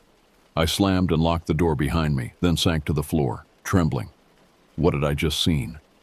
My mind raced, trying to come up with a rational explanation. Ball lightning? Some kind of atmospheric phenomenon? But deep down, I knew it was something else entirely. Something that didn't belong in our world. As I climbed the stairs back to my room on shaky legs, I glanced out the window towards the cornfield. For just a second, I thought I saw a flicker of blue light between the stalks. But then it was gone, leaving me to wonder if I'd imagined the whole thing. I didn't sleep at all that night, or for several nights after. Every time I closed my eyes, I saw that pulsing sphere. And in the quiet darkness of my room, I could swear I still felt the faintest vibration, a ghost of that otherworldly hum. As October gave way to November, a chill settled over the farm that seemed to seep into my very bones. The strange occurrences continued, becoming more frequent and more terrifying with each passing day. But nothing could have prepared me for what happened on a cold, gray afternoon in early November. I was out checking the fence line again, a task that had become fraught with anxiety since my discovery of those strange tracks by the pond. The skeleton fingers of bare trees clawed at a leaden sky, and a bitter wind whipped across the open fields, carrying with it the promise of the first snow. As I approached the edge of the woods that bordered our property, an eerie stillness fell over the land. The constant background noise of the farm, distant lowing of cattle, the rustle of wind through dry corn stalks, vanished as if someone had flipped a switch. The silence was so absolute, it felt like a physical weight pressing down on me. That's when I saw it. At first, it was just a flicker of movement in my peripheral vision, easily dismissed as a branch swaying in the wind. But when I turned to look directly at the tree line, my heart nearly stopped. There, partially obscured by a gnarled oak, stood a figure. It was tall, impossibly tall, at least 7 feet in height. Its body was unnaturally thin, with limbs that seemed too long for its frame. But it was the skin that made my blood run cold, a mottled, grayish-green texture that reminded me of a reptile's scales. I stood frozen, unable to move, unable to breathe. The creature remained motionless as well, and for a moment I prayed that it was just an oddly shaped tree, a trick of the fading light. Then its head turned, and I found myself staring into eyes that were impossibly large and black as the void between stars. There was an intelligence in those eyes, an alien awareness that sent shudders of primal terror through my body. For what felt like an eternity, we regarded each other across the expanse of dead grass. Then, in a movement so swift I almost missed it, the creature stepped back and seemed to melt into the shadows of the forest. The sounds of the farm came rushing back, startling in their sudden return. I gasped, realizing I'd been holding my breath. Without consciously deciding to do so, I found myself running, sprinting back towards the house as fast as my legs could carry me. I burst through the back door, slamming it behind me, and sliding the deadbolt home with trembling hands. Mom looked up from where she was preparing dinner, alarm evident on her face. "James? What's wrong? You look like you've seen a ghost." I opened my mouth to tell her what I'd seen, but the words wouldn't come. How could I describe something so utterly alien, so completely outside the realm of normal experience? And even if I could find the words, would she believe me? I thought I saw a coyote. I lied, hating myself for it even as the words left my mouth. Near the woods, it startled me. Mom's face softened with relief. "Oh, honey, I know they can be scary, but they're more afraid of you than you are of them. Did you tell your father? He'll want to know if they're getting bold enough to come close to the house." I shook my head mutely, still trying to process what I'd seen. Mom went back to her cooking, the incident already forgotten in her mind. But I couldn't shake the image of those black, unfathomable eyes staring into mine. That night, I lay awake for hours, jumping at every creak of the old farmhouse settling. When I finally did drift off, my dreams were filled with tall, shadowy figures stalking the edges of my vision, always disappearing when I tried to get a clear look at them. I woke the next morning feeling exhausted and on edge. As I stumbled downstairs for breakfast, I overheard Dad talking to Mom in low, worried tones. "Strangest thing. The fence on the north side, it's all torn up. Like something big went right through it. And there were these weird marks in the ground, almost like..." He trailed off as I entered the kitchen, forcing a smile that didn't quite reach his eyes. "Morning, son. Sleep well?" I nodded, not trusting myself to speak. As I poured myself a bowl of cereal, I couldn't help but wonder, what exactly had my father seen out there? And more importantly, what had he almost said before he noticed me? The weight of unspoken fears hung heavy in the air, and I knew with a dreadful certainty that things on our quiet farm were about to get much, much worse. The weeks following my encounter in the woods passed in a haze of paranoia and sleepless nights. I jumped at every shadow, convinced that at any moment I would again find myself face to face with the creature I'd seen.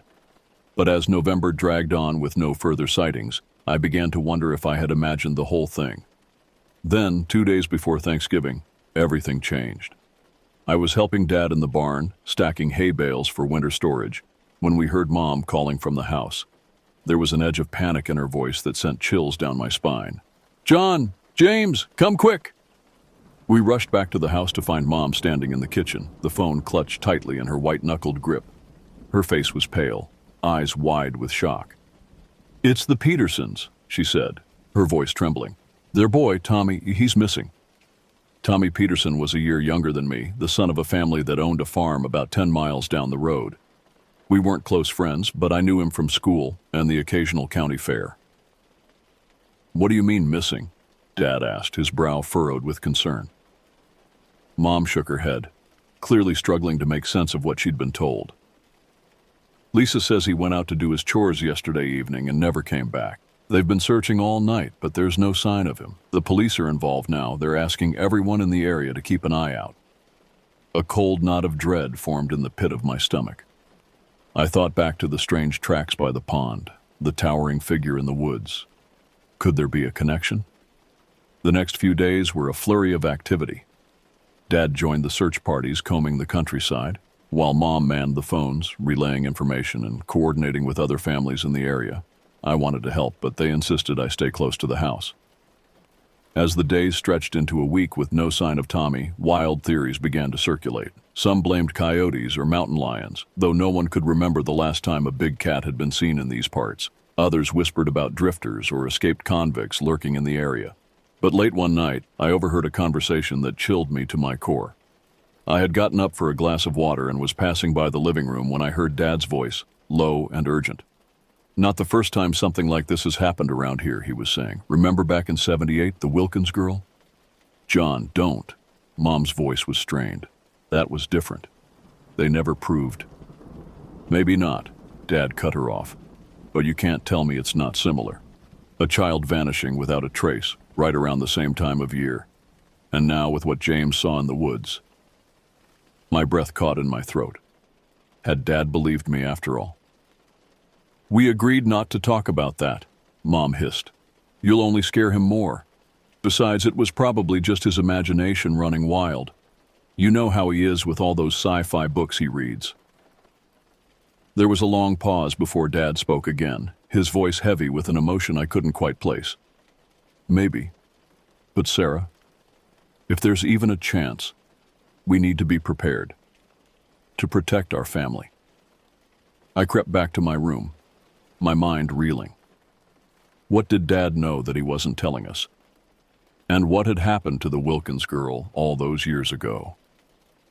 As I lay in bed, staring at the shadows on my ceiling, a new and terrifying thought occurred to me. What if Tommy's disappearance wasn't an isolated incident? What if it was just the beginning of something much larger and more sinister? The wind howled outside my window, and for a moment I could have sworn I heard something else mixed in with it. A low, pulsing hum that set my teeth on edge. I pulled the covers up over my head, trying to shut out the sound and the fear that came with it. But deep down, I knew that no blanket could protect me from the horrors that seemed to be closing in around our once peaceful farm. The search for Tommy Peterson continued for weeks, but as winter tightened its grip on the Oklahoma countryside, hope began to fade. Christmas came and went, a subdued affair marked more by worry than celebration. The New Year arrived, bringing with it a fresh blanket of snow that seemed to muffle the entire world. It was on a bitterly cold night in early January that the true terror began. I was jolted awake by a sound I couldn't immediately identify. Groggy and disoriented, I fumbled for my bedside lamp, but nothing happened when I clicked the switch. The power was out. As my eyes adjusted to the darkness, I became aware of a faint blue glow seeping in around the edges of my curtains. The hum I'd heard so many times before filled the air, but this time it was louder, more insistent. Heart pounding, I crept to the window and peered out. What I saw nearly stopped my heart. There, hovering about 20 feet off the ground in our front yard, was the pulsing sphere of energy I'd seen in the cornfield months ago. But this time, it wasn't alone. Surrounding the glowing orb were three tall, thin figures. Even from a distance, I recognized their reptilian skin and impossibly long limbs. They stood perfectly still, their huge black eyes fixed on our house. I wanted to scream, to run and wake my parents, but terror had frozen me in place. As I watched, paralyzed, one of the creatures turned its head and looked directly at my window. Our eyes met, and in that moment I felt a presence pushing against my mind. Alien thoughts, incomprehensible and terrifying, flooded my consciousness. Images flashed before my eyes, vast, impossible structures on distant worlds, creatures that defied description, and glimpses of a plan so vast and ancient it made my head spin. Just when I thought my sanity would shatter under the assault, it stopped. The creature turned away, and the pressure on my mind eased. Then, moving with a fluidity that seemed to defy physics, the three beings stepped into the glowing sphere. There was a flash of blue-white light so bright it left spots dancing in my vision, and when I could see again, both the orb and its occupants were gone. The hum faded away, and the normal sounds of the night rushed back in. An owl hooted in the distance, and somewhere a dog barked. It was as if nothing had happened. But I knew better. I had seen them, felt the touch of their alien minds, and I knew with a certainty that chilled me to my core that this was far from over. As if to confirm my fears, a scream shattered the night, raw, primal, and terrifyingly close. It was coming from my sister's room. I bolted from my room, nearly tripping over my own feet in my haste to reach Abigail. The hallway was pitch black, but I knew the path by heart. As I neared her door, I could hear muffled sobs interspersed with panicked gasps. "Abigail!" I called out, fumbling for the doorknob. "Are you okay?" The door swung open just as our parents came rushing up the stairs, Dad wielding a flashlight that cut through the darkness like a knife. "What's going on?" Mom demanded, her voice tight with worry. Abigail was huddled in the corner of her room, arms wrapped tightly around her knees. Her eyes were wide and unfocused, darting around the room as if searching for an unseen threat. "I saw them," she whispered, her voice trembling. "They were here.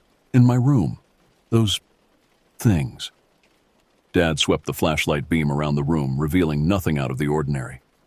What things, honey? There's no one here. But I knew. Even as Mom rushed to comfort Abigail, murmuring soothing words about bad dreams, I knew exactly what my sister had seen. The creatures from the yard, I said, my voice sounding strange and distant to my own ears. The tall ones with the scaly skin and black eyes. They were outside earlier, with some kind of glowing orb. My parents exchanged a look I couldn't quite decipher. Was it fear? Resignation? For a moment, I thought Dad might deny it all again, might tell me I was letting my imagination run wild, but instead, he let out a long, weary sigh. I was hoping, he began, then shook his head. I was hoping you kids would never have to know about this, that somehow it would pass us by this time. John, Mom said warningly, but he held up a hand to stop her. No, Sarah, they've seen too much.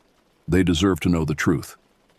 And so, as the wind howled outside and shadows danced on the walls, our father told us a story that had begun long before we were born on this very land. He spoke of strange lights in the sky that his own father had witnessed as a boy, of cattle found mutilated in the fields, their bodies drained of blood with surgical precision, of people who went missing over the years, always around the same time of year, always without a trace. We thought it was over, he said, his voice heavy with the weight of long-held secrets. It's been quiet for so long, but now they're back, I finished for him.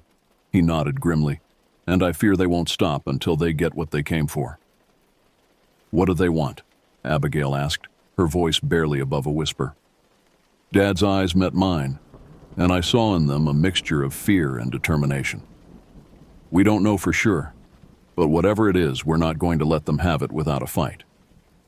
As if in response to his words, the house suddenly shook with a tremendous force. The windows rattled in their frames, and somewhere downstairs, I heard the sound of breaking glass.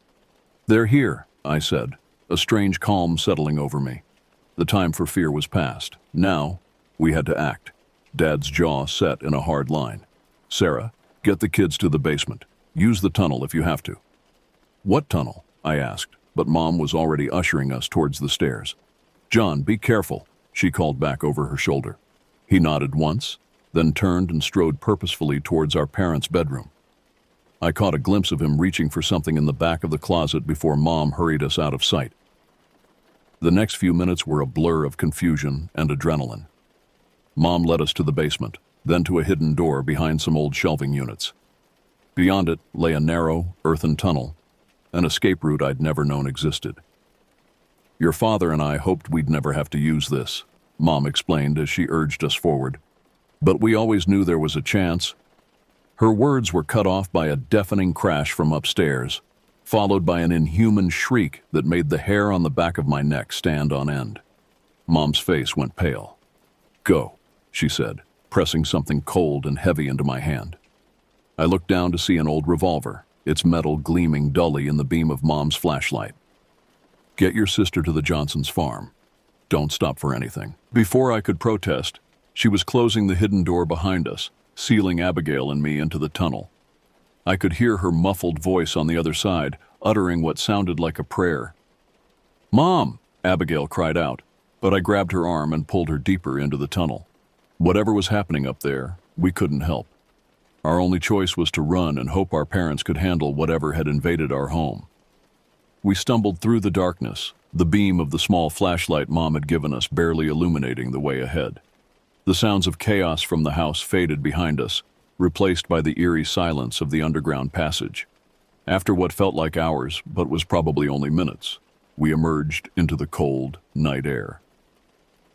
The Johnsons' farmhouse was visible in the distance, its windows dark and silent. As we ran across the open field, I cast one last look back towards our home. What I saw nearly stopped me in my tracks. A column of blue-white light shot up from where our house stood, piercing the low-hanging clouds. Within it, I could see dark shapes moving, twisting in ways that hurt my eyes to look at. And rising above it all was that now familiar hum, so loud it seemed to vibrate in my bones. Don't look back, I shouted to Abigail, urging her forward. Just run.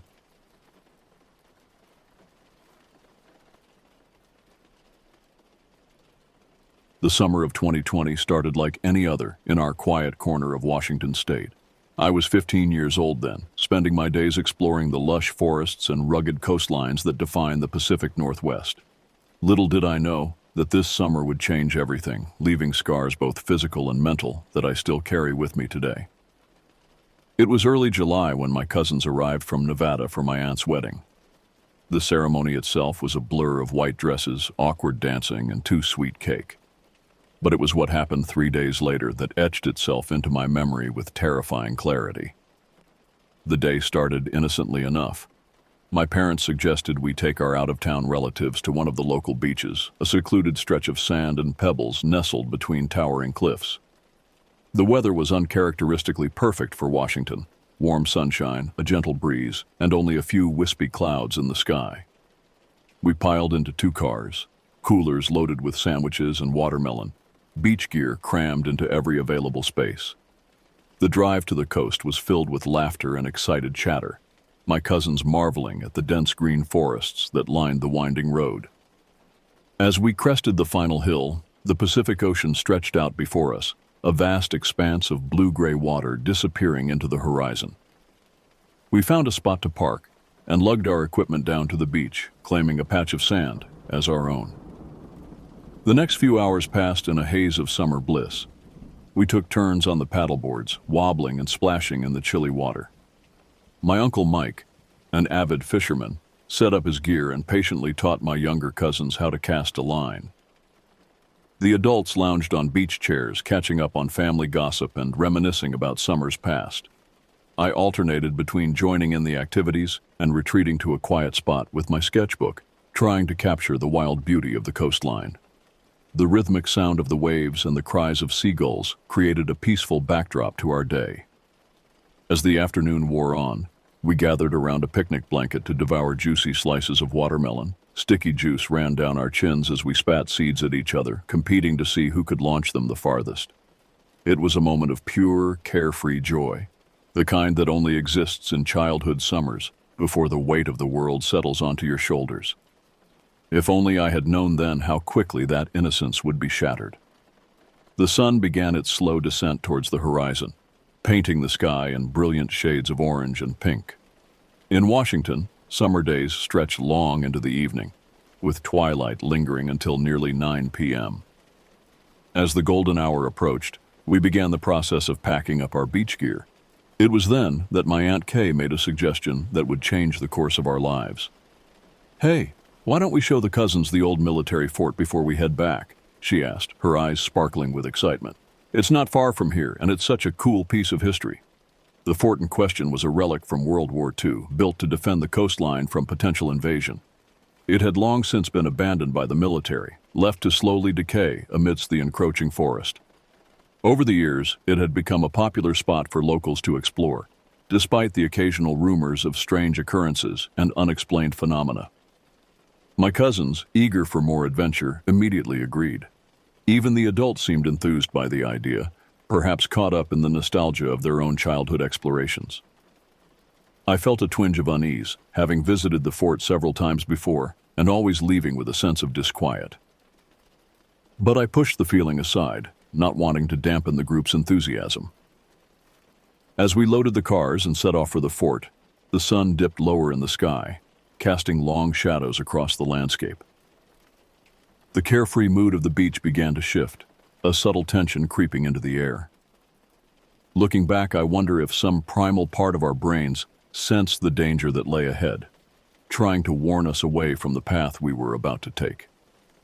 But we drove on, blissfully unaware of the horrors that awaited us in the gathering darkness.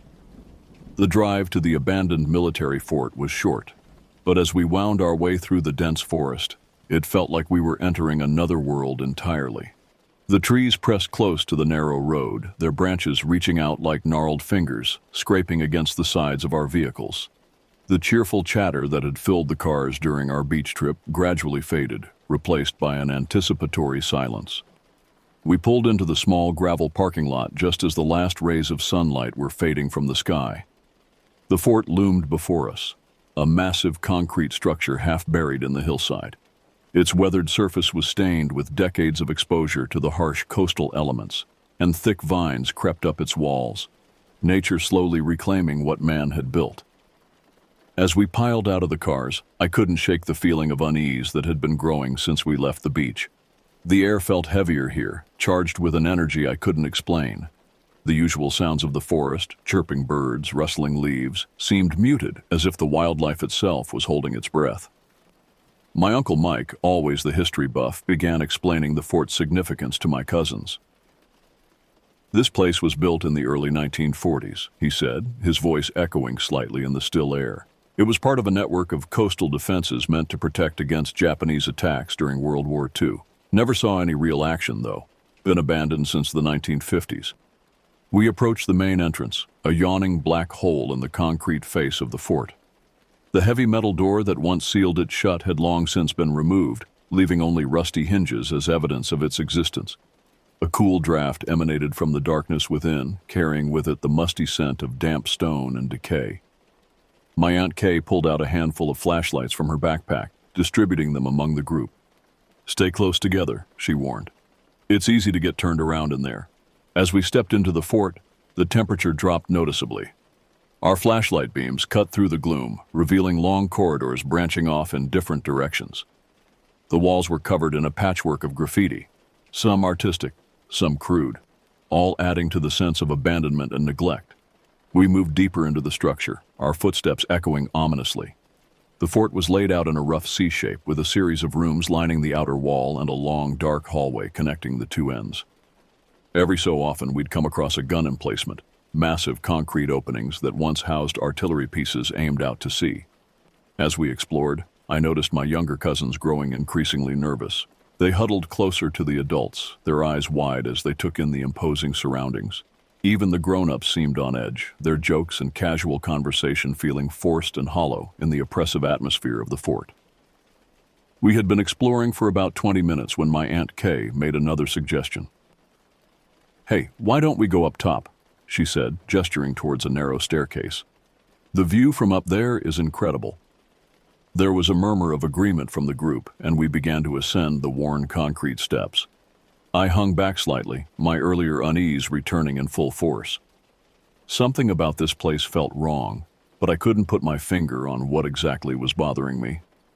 As we emerged onto the roof of the fort, a gust of wind whipped around us, carrying with it the salty tang of the ocean. The view was indeed spectacular. Rolling hills covered in dense forest stretched out before us, giving way to the vast expanse of the Pacific. In the fading light, it was easy to imagine how this vantage point would have been crucial for spotting approaching enemy ships. We spread out across the roof, taking in the scenery and snapping photos.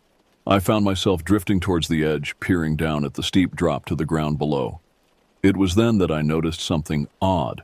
The usual cacophony of birdsong that filled the forest at dusk was conspicuously absent. The only sound was the whisper of the wind and the distant crash of waves against the shore.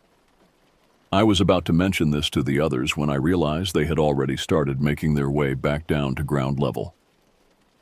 In the growing darkness, I could see their flashlight beams bobbing as they descended the stairs and emerged from the fort's entrance. For a moment, I considered following them, but a nagging curiosity held me back. I wanted to complete a circuit of the roof, to see the fort from all angles. It was a decision I would come to regret deeply. As I began my solitary walk around the perimeter of the roof, the last vestiges of daylight faded from the sky. The world around me was plunged into an inky blackness, broken only by the faint glow of starlight and the dim beam of my flashlight. The wind picked up, carrying with it a chill that seemed to seep into my very bones. I was about halfway around the roof when I felt it. A sudden, overwhelming sense of dread that stopped me in my tracks. My heart began to race, pounding so hard I could feel it in my throat. Every instinct screamed at me to run, to get as far away from this place as possible, but I was frozen in place, my eyes scanning the darkness for the source of my fear. And then I saw it. A pair of eyes gleaming in the tree line, reflecting the beam of my flashlight. At first I thought it might be a deer, a common sight in these woods. But as I looked closer, I realized with growing horror that something was terribly, horribly wrong. The eyes were too far forward on the creature's face, more like a predator than a herbivore. And they were fixed on me with an intelligence that no ordinary animal should possess. As I watched, paralyzed with fear, the creature's head began to turn. Not in the natural way of an animal looking around, but in a full, unnatural rotation that defied the laws of anatomy. In that moment, I knew with absolute certainty that I was in the presence of something not of this world, something that meant me harm. And as those impossible eyes continued to bore into me, I realized that my life would never be the same again.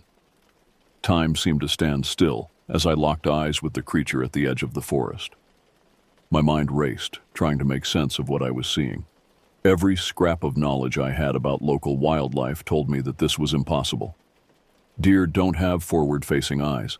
Their necks don't rotate like that. This was something else entirely. A memory surfaced, a nature documentary I had watched about prey animals and their defense mechanisms. The narrator had explained how some creatures freeze in the face of danger, their stillness making them harder for predators to detect. In that moment, it felt like the only option I had. I stood motionless, barely daring to breathe. The creature, whatever it was, remained equally still, its unblinking eyes fixed on me. We were locked in a terrifying stalemate, neither willing to make the first move. As the seconds ticked by, my terror began to give way to a strange, detached curiosity. I had always been fascinated by cryptids and unexplained phenomena. Now faced with something that defied rational explanation, part of my brain kicked into analytical mode. The creature's form was deer-like, but wrong in subtle, unsettling ways. Its proportions were slightly off, its limbs a touch too long and thin. The skin seemed to hang loosely on its frame, as if it didn't quite fit. And those eyes, they gleamed with an intelligence that was decidedly unanimal. I found myself thinking of the stories I had read online late at night when I should have been sleeping. Tales of skinwalkers from Native American lore, shape-shifting creatures that could take on animal forms. Or the more modern urban legend of not deer, beings that looked almost but not quite like normal deer. A gust of wind rustled through the trees, breaking the silence. The creature's ear twitched, and for a heart-stopping moment I thought it was going to charge. But it remained where it was, continuing its unnatural stare. I knew I couldn't stay on the roof forever.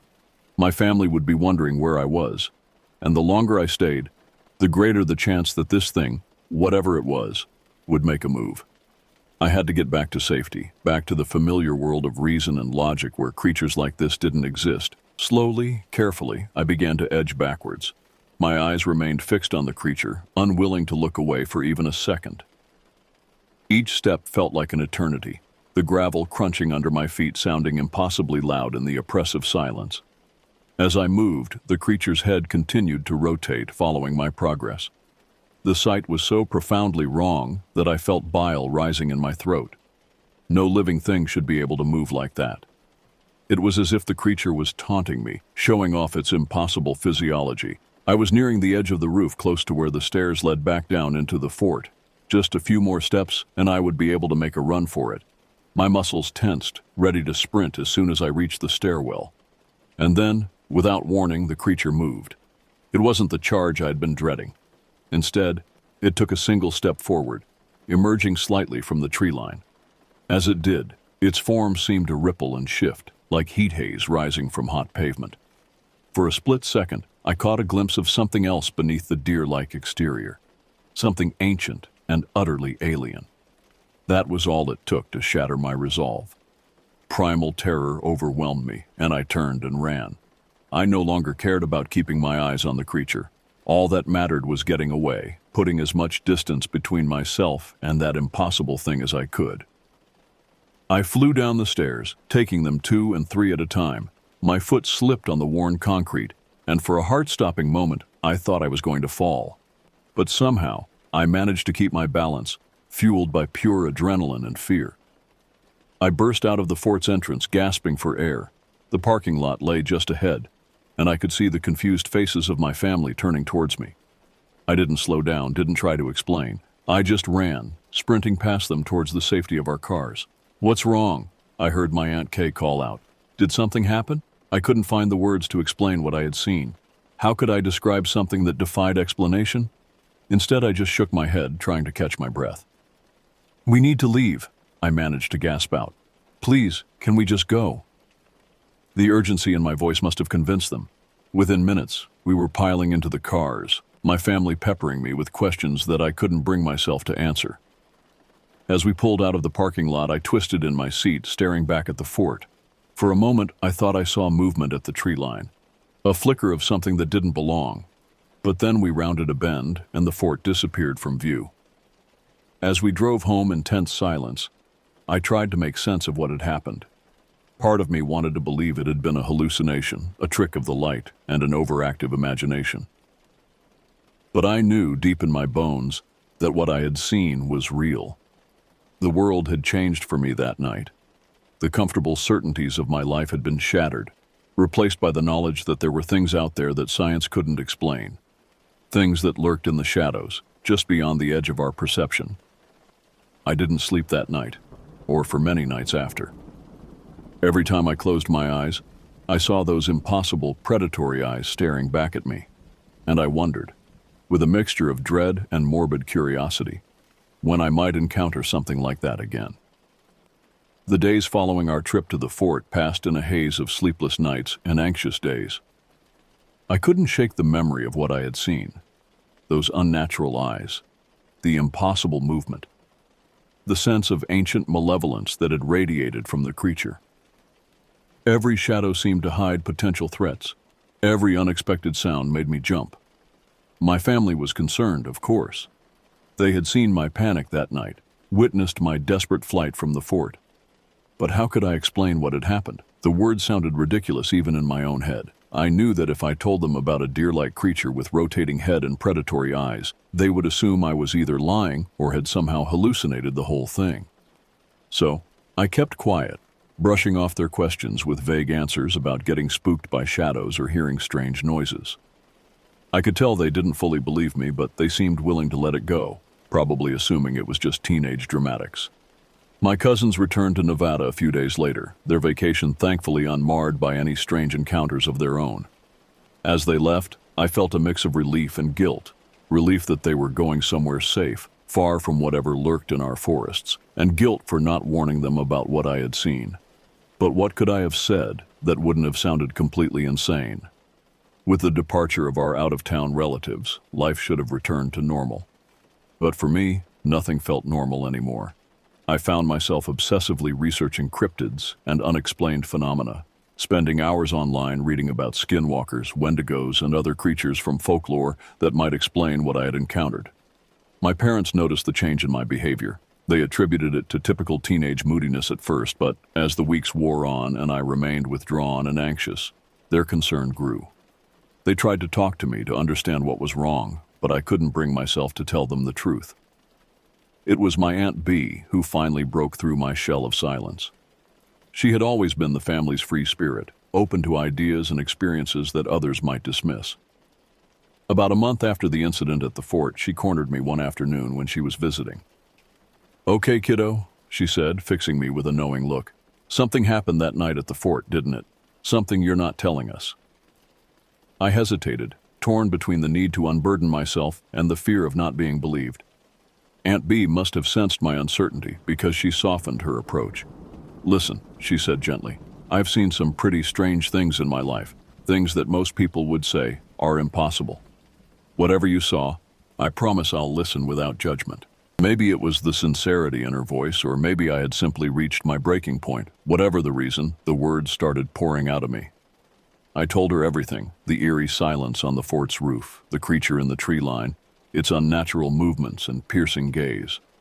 As I spoke, I braced myself for disbelief or dismissal, but Aunt B just listened intently, her expression serious. When I finished, she was quiet for a long moment. "Have you ever heard of a fleshgate?" she asked finally. I shook my head, confused. "It's similar to a skinwalker," she explained, "a creature that can take on the form of animals or even humans, but they never get it quite right. There's always something off about them." My heart raced as she spoke.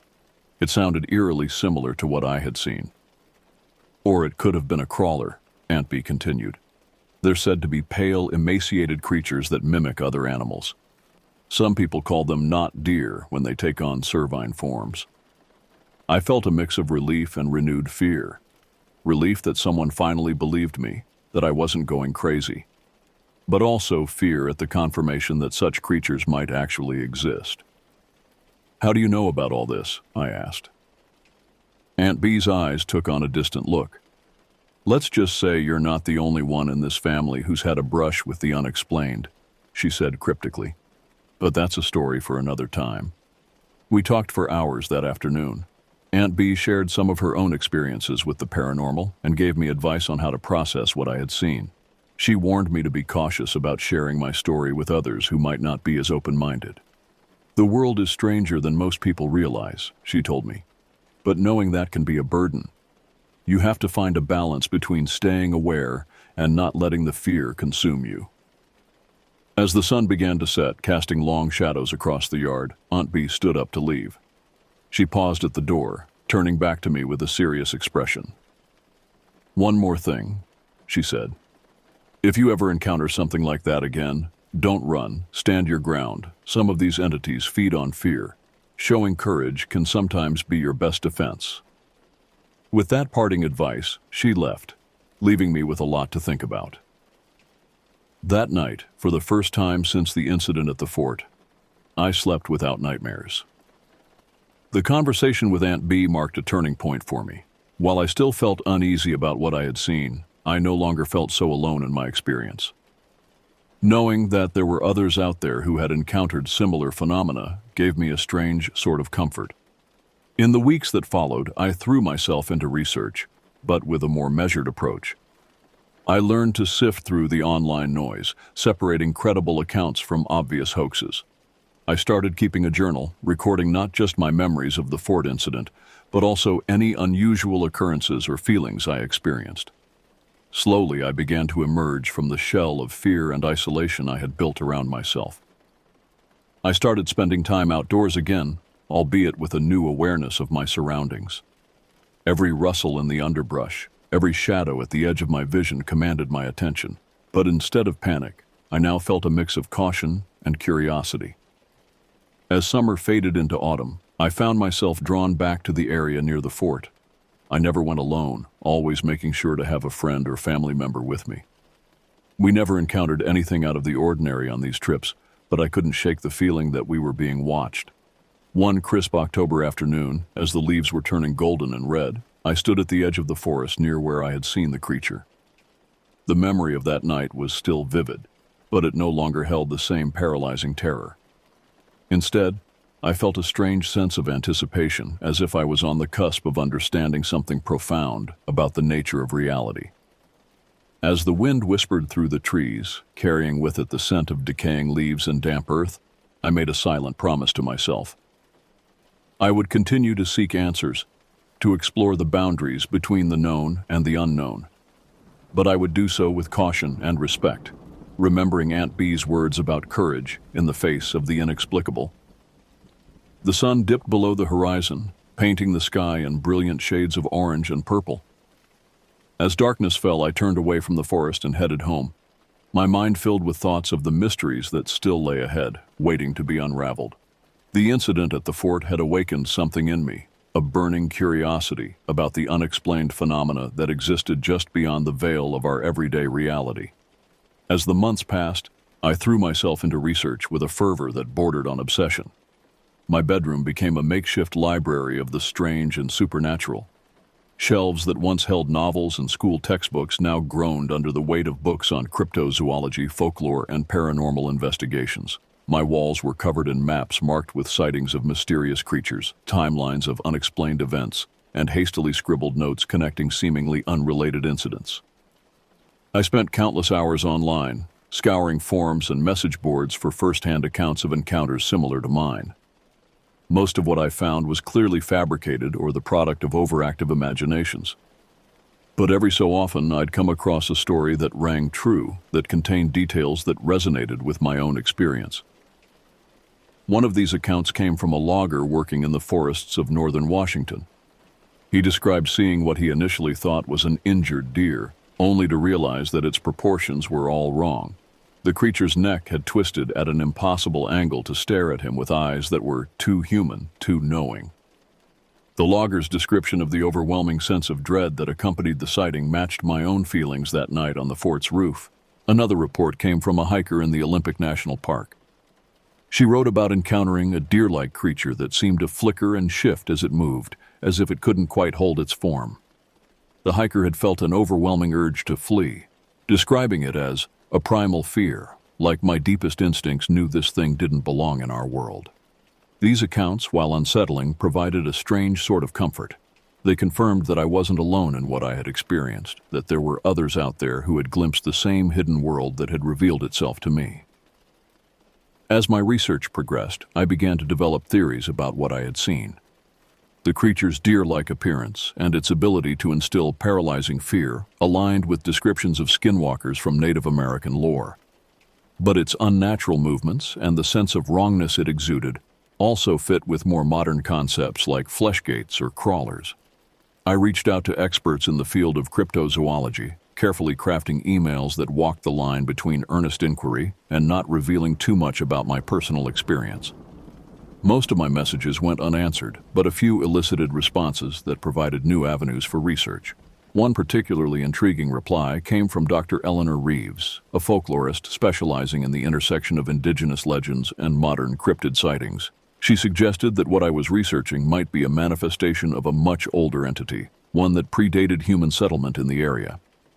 The Pacific Northwest has a rich history of sightings and encounters with beings that defy conventional explanation, Dr. Reeves wrote. Many indigenous cultures in the region have stories of shape-shifting tricksters or malevolent spirits that can take on animal forms. It's possible that what people are encountering today is a continuation of these ancient phenomena, filtered through our modern understanding and expectations. Her words sparked a new direction in my research. I began delving into the myths and legends of the local indigenous tribes, looking for parallels to my experience. The process was challenging. Much of this lore was not readily available, and I was acutely aware of the need to approach these sacred stories with respect rather than treating them as mere fodder for my investigation. As I dug deeper, I uncovered tales of spirits that lived in the liminal spaces between our world and the spirit realm. These entities were often described as shapeshifters, capable of taking on the forms of animals, but always with some element that revealed their true nature. The descriptions varied from tribe to tribe, but common threads emerged. Unnatural movements, eyes that reflected a preternatural intelligence, and the ability to instill a bone-deep fear in those who encountered them. One story in particular stood out to me. It told of a being that appeared in times of great change or upheaval, taking on the form of familiar animals, but always with subtle wrongness that revealed its true nature. The entity was said to be drawn to liminal spaces and times, dusk and dawn, shorelines, the edges of forests. It was a harbinger of transformation, its appearance signaling that the boundaries between worlds were growing thin. The parallels to my own encounter were striking. The fort where I had seen the creature was itself a liminal space, a relic of human activity being reclaimed by nature. The sighting had occurred at dusk, in the boundary between forest and cleared land. And there was no denying that the experience had been transformative for me, irrevocably changing how I viewed the world. As fascinating as these discoveries were, they also brought new anxieties. If what I had seen was indeed some ancient entity, what did its appearance mean? Was it simply a random encounter, or was it drawn to me for some specific purpose? And perhaps most unsettlingly, if the boundaries between worlds were growing thin, what other entities might be crossing over? My research had provided some answers, but it had also opened up a whole new realm of questions. As I sat in my room surrounded by books and notes, I realized that I had only scratched the surface of this hidden world. There was so much more to learn, to understand. But with that realization came another, more sobering thought. The deeper I delved into these mysteries, the further I moved from the safe, predictable world I had known before. I was walking a path that few others dared to tread, and I couldn't help but wonder where it might ultimately lead me. As the first anniversary of my encounter at the fort approached, I found myself at a crossroads. I could continue down this path of investigation, potentially uncovering more about the true nature of reality, but also exposing myself to dangers I could scarcely imagine. Or I could step back, try to return to a normal life, and relegate my experience to the realm of unsolved mysteries. The choice, I knew, would define the course of my life from that point forward.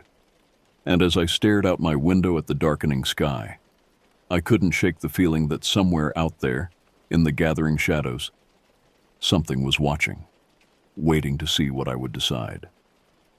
The weight of the decision before me felt overwhelming. For months, my life had revolved around uncovering the truth behind what I had seen that night at the fort. The research had become more than just a quest for answers. It had become a part of my identity. The thought of abandoning it filled me with a sense of loss, as if I would be turning my back on a fundamental truth about the world. But the path I had been walking was not without its costs. My grades had slipped as I devoted more and more time to my investigations. Friends had drifted away, put off by my constant talk of cryptids and supernatural phenomena. Even my family, supportive as they tried to be, were clearly worried about the intensity of my obsession. As I grappled with my decision, I found myself drawn back to the fort. It was a chilly autumn afternoon when I convinced my reluctant parents to drive me there, promising that I just needed one last visit for closure. They agreed on the condition that they accompany me and that we leave well before dusk. The fort looked much as it had that fateful summer evening, but my perception of it had changed dramatically. Every shadow seemed to hold potential secrets, every rustle in the underbrush a possible sign of something otherworldly. As we walked the grounds, my parents exchanged worried glances, clearly unsettled by my hyper-vigilant behavior. We made our way to the roof, where my encounter had taken place. Standing there, looking out over the forest where I had seen the creature, I felt a strange sense of calm wash over me. The fear that had dominated my life for so long seemed to recede, replaced by a clarity I hadn't experienced in months. In that moment, I realized that the true impact of my encounter wasn't about the creature itself, or even about proving its existence to the world. It was about the way it had opened my eyes to the vastness and mystery of the universe. There were things out there beyond our understanding, yes, but that didn't mean I had to let the pursuit of them consume my life. As we drove home that evening, I made my decision. I would step back from my obsessive research, try to find a balance between my newfound awareness of the unexplained and the normal life of a teenager. But I wouldn't completely turn my back on what I had learned. Instead, I would carry that knowledge with me, letting it inform my view of the world without dominating it. The next few weeks were challenging as I worked to reintegrate into the life I had neglected. I threw myself back into my schoolwork, rekindled old friendships, and tried to engage in normal teenage activities. It felt strange at first, almost like play acting at being my old self. But gradually, it began to feel more natural. I didn't abandon my interest in the paranormal entirely. Instead, I found ways to incorporate it into my life in a healthier manner. I joined the school's journalism club, using my research skills to write articles on local legends and historical mysteries. I started a blog where I could share my thoughts on unexplained phenomena, connecting with like-minded individuals in a way that felt less isolating than my previous solitary investigation. As months passed, I found a new equilibrium. The memory of my encounter remained vivid, but it no longer haunted my every waking moment. I could enjoy a hike in the woods without constantly scanning for signs of the supernatural. But I also maintained a heightened awareness of the world around me, an openness to possibilities that others might dismiss. It was during this period of readjustment that I had my second encounter with the unexplained. Unlike the terrifying experience at the fort, this incident was subtle, almost easy to dismiss, but it served as a powerful reminder that the world was indeed stranger than most people realized. I was walking home from school one afternoon, taking a shortcut through a small wooded area. As I moved through the trees, I had the distinct sensation of being watched. I paused, looking around carefully, half expecting to see those unnatural eyes staring back at me from the shadows. Instead, I saw a fox standing perfectly still at the edge of the path. At first glance, it appeared to be a normal animal, but as I watched, I realized that its fur seemed to be moving in a way that didn't match the breeze. It was as if the fox's very form was fluid, constantly shifting in subtle ways. Our eyes met, and in that moment, I felt a jolt of recognition. There was an intelligence in those eyes that went beyond animal instinct. The fox tilted its head, regarding me with what I could only describe as curiosity. Then, in a movement too quick for me to follow, it was gone, leaving me alone on the path with my racing thoughts. This encounter was different from the one at the fort. There was no overwhelming fear, no sense of malevolence. Instead, I felt a sense of wonder, of having been granted a glimpse into a world that existed alongside our own, rarely seen but ever present.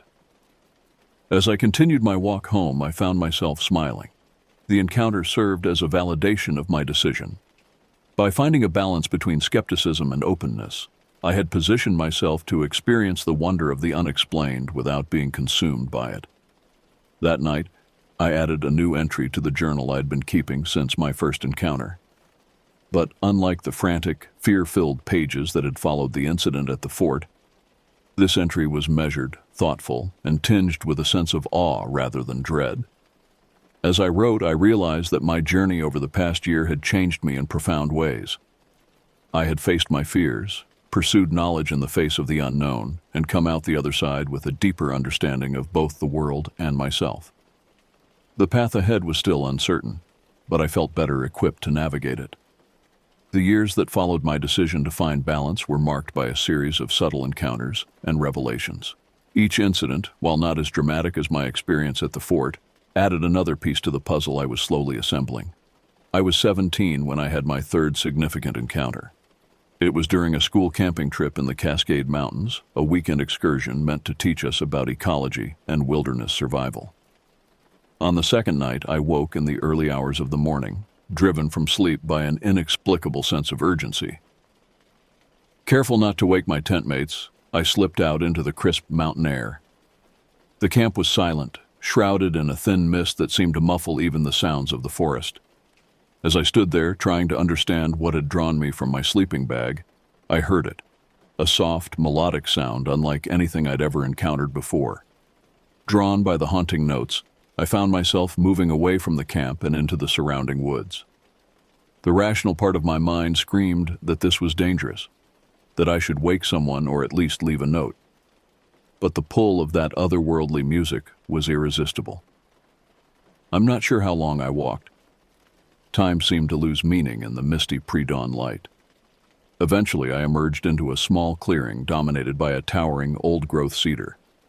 And there, perched on one of its massive roots, was the source of the music. At first glance, it appeared to be a young woman playing a flute-like instrument, but as I watched, transfixed, I realized that her features were constantly shifting, never quite settling into a fixed form. Her hair seemed to merge with the mist around her, and her skin had the texture of bark. She, if she was even the right pronoun, noticed my presence and lowered the instrument. Our eyes met, and in that moment I felt a rush of understanding.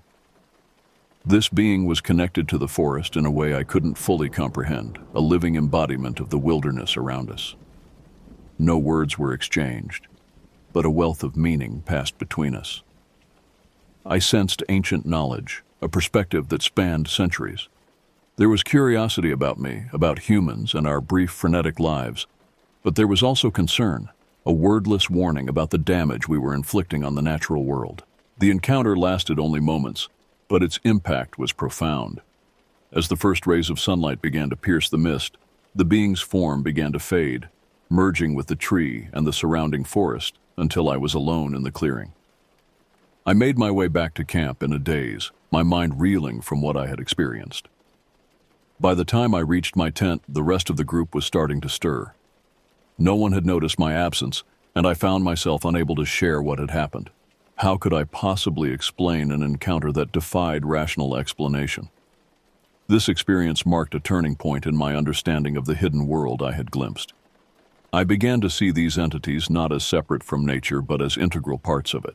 They were the embodiment of wild places, ancient spirits that had existed long before humans and would likely continue long after we were gone. As I delved deeper into this new perspective, I found connections I had previously overlooked. The creature at the fort, the shifting fox, the forest spirit. They were all manifestations of a deeper reality, one that most people never perceived. They appeared in liminal spaces and times, when the veil between worlds grew thin. My research took on a new dimension. I began studying ecology and environmental science, seeing them as keys to understanding the hidden world. I learned about the interconnectedness of ecosystems, the delicate balance that sustained life in all its forms. And I started to understand that the beings I had encountered were guardians of sorts, protectors of that balance. This revelation brought with it a sense of responsibility. If these entities were real, if they were tied to the natural world in such a fundamental way, then the environmental crises we faced took on an even greater significance. It wasn't just about preserving ecosystems or preventing climate change. It was about maintaining the very fabric of reality, as I had come to understand it. As I neared the end of high school, my experiences shaped my plans for the future. I decided to pursue a degree in environmental studies, with a minor in anthropology. My goal was to bridge the gap between scientific understanding and the ancient wisdom embodied by the beings I had encountered. But even as I prepared for this new chapter in my life, I couldn't shake the feeling that my journey was far from over. The hidden world had revealed itself to me in glimpses and fragments. I knew there was still so much to learn, so many mysteries to unravel. And somewhere in the back of my mind, I couldn't help but wonder if my encounters had truly been random. Was there a reason I, out of all people, had been granted these glimpses beyond the veil? Or was I simply in the right places at the right times, open to possibilities that others might dismiss? As I stood on the cusp of adulthood, these questions lingered, promising a future filled with both wonder and challenge. The path ahead was uncertain, but I was ready to face it, armed with the knowledge and experiences that had shaped me over the past few years. The summer before I left for college was marked by an unprecedented heat wave. Forest fires raged across the Pacific Northwest, turning the sky an apocalyptic orange and filling the air with acrid smoke. As I watched the news reports of entire towns being evacuated and ancient forests reduced to ash, I couldn't shake the feeling that this was more than just an extreme weather event. My suspicions were confirmed one sweltering August night. I had been having trouble sleeping, the oppressive heat and the constant worry about the fires making rest elusive. Around midnight, I gave up on sleep entirely and decided to sit out on our back porch, hoping to catch a hint of a breeze. As I settled into a chair, my eyes adjusting to the darkness, I noticed something odd.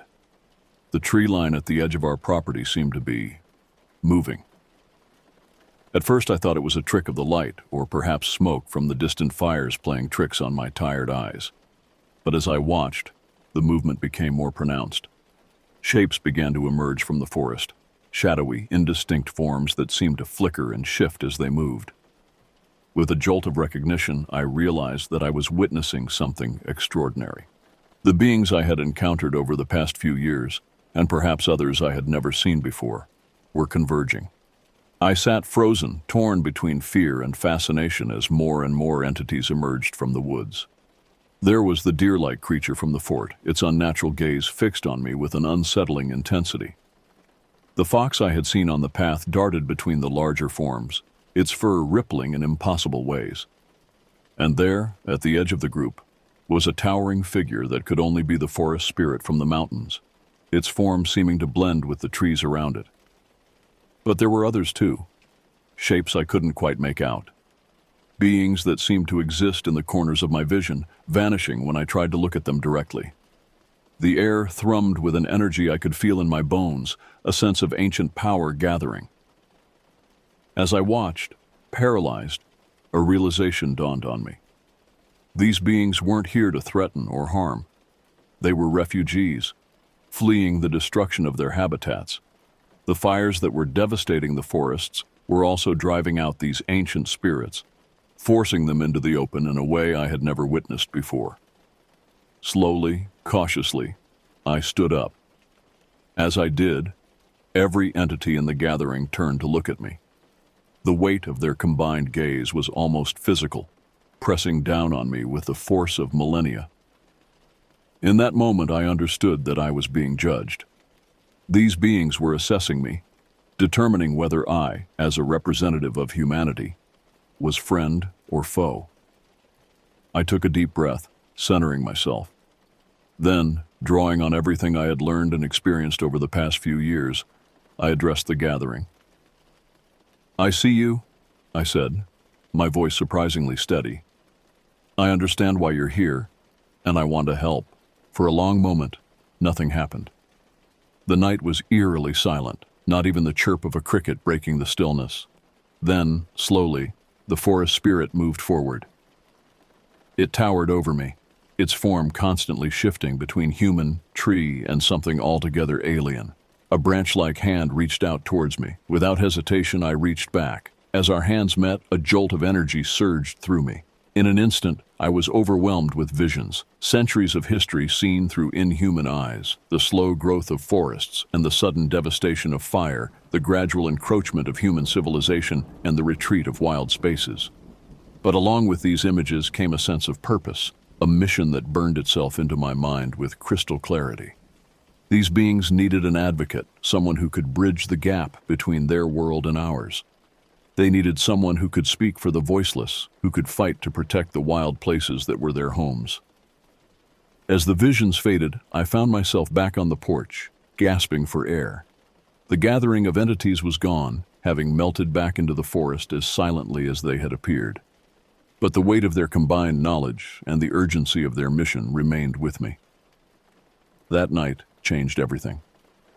My plans for college and beyond suddenly seemed small and insignificant in the face of the task I had been given. I knew that the path ahead would be challenging, that I would face skepticism and ridicule as I tried to convey the importance of what I had learned. But I also knew that I couldn't turn away from this responsibility. As the first light of dawn began to break over the smoky horizon, I made a vow. I would dedicate my life to protecting the wild places of the world, to preserving the delicate balance that sustained both seen and unseen life. I would be a voice for those who couldn't speak for themselves, a defender of the hidden world that existed alongside our own. The journey ahead was uncertain, filled with challenges I could scarcely imagine. But as I watched the sun rise on a new day, I felt a sense of purpose and determination unlike anything I had experienced before. The hidden world had revealed itself to me, entrusting me with its secrets and its survival. And I was ready to answer that call, whatever the cost. As I turned to go back inside, to begin the work that would define the rest of my life, I caught a glimpse of movement at the edge of the forest. For just a moment I saw the deer-like creature from the fort, its impossible eyes meeting mine. There was a new understanding in that gaze, a recognition of the bond that now existed between us. Then it was gone, vanishing into the shadows of the trees. But I knew it wasn't truly gone. None of them were. They were out there, watching, waiting, and I would not let them down. The end of this chapter marked the beginning of a new one, not just for me, but for the hidden world I had sworn to protect. The challenges ahead were daunting, but I faced them with a mixture of determination and hope. For I had seen behind the veil, glimpsed the wonders that existed just beyond our perception. And in doing so, I had found my true calling. As I closed the door behind me, stepping back into the familiar confines of my home, I knew that nothing would ever be the same again. The adventure that had begun on that fateful night at the abandoned fort had led me here, to a destiny I could never have imagined. And though the path ahead was shrouded in uncertainty, I was ready to walk it, guided by the ancient wisdom of the hidden world and the burning desire to make a difference. The sun rose higher, burning away the morning mist and casting long shadows across the land. A new day had dawned, bringing with it the promise of challenges and discoveries yet to come. And I was ready to face them all, armed with the knowledge that the world was far stranger, far more wondrous, and far more in need of protection than most people could ever imagine.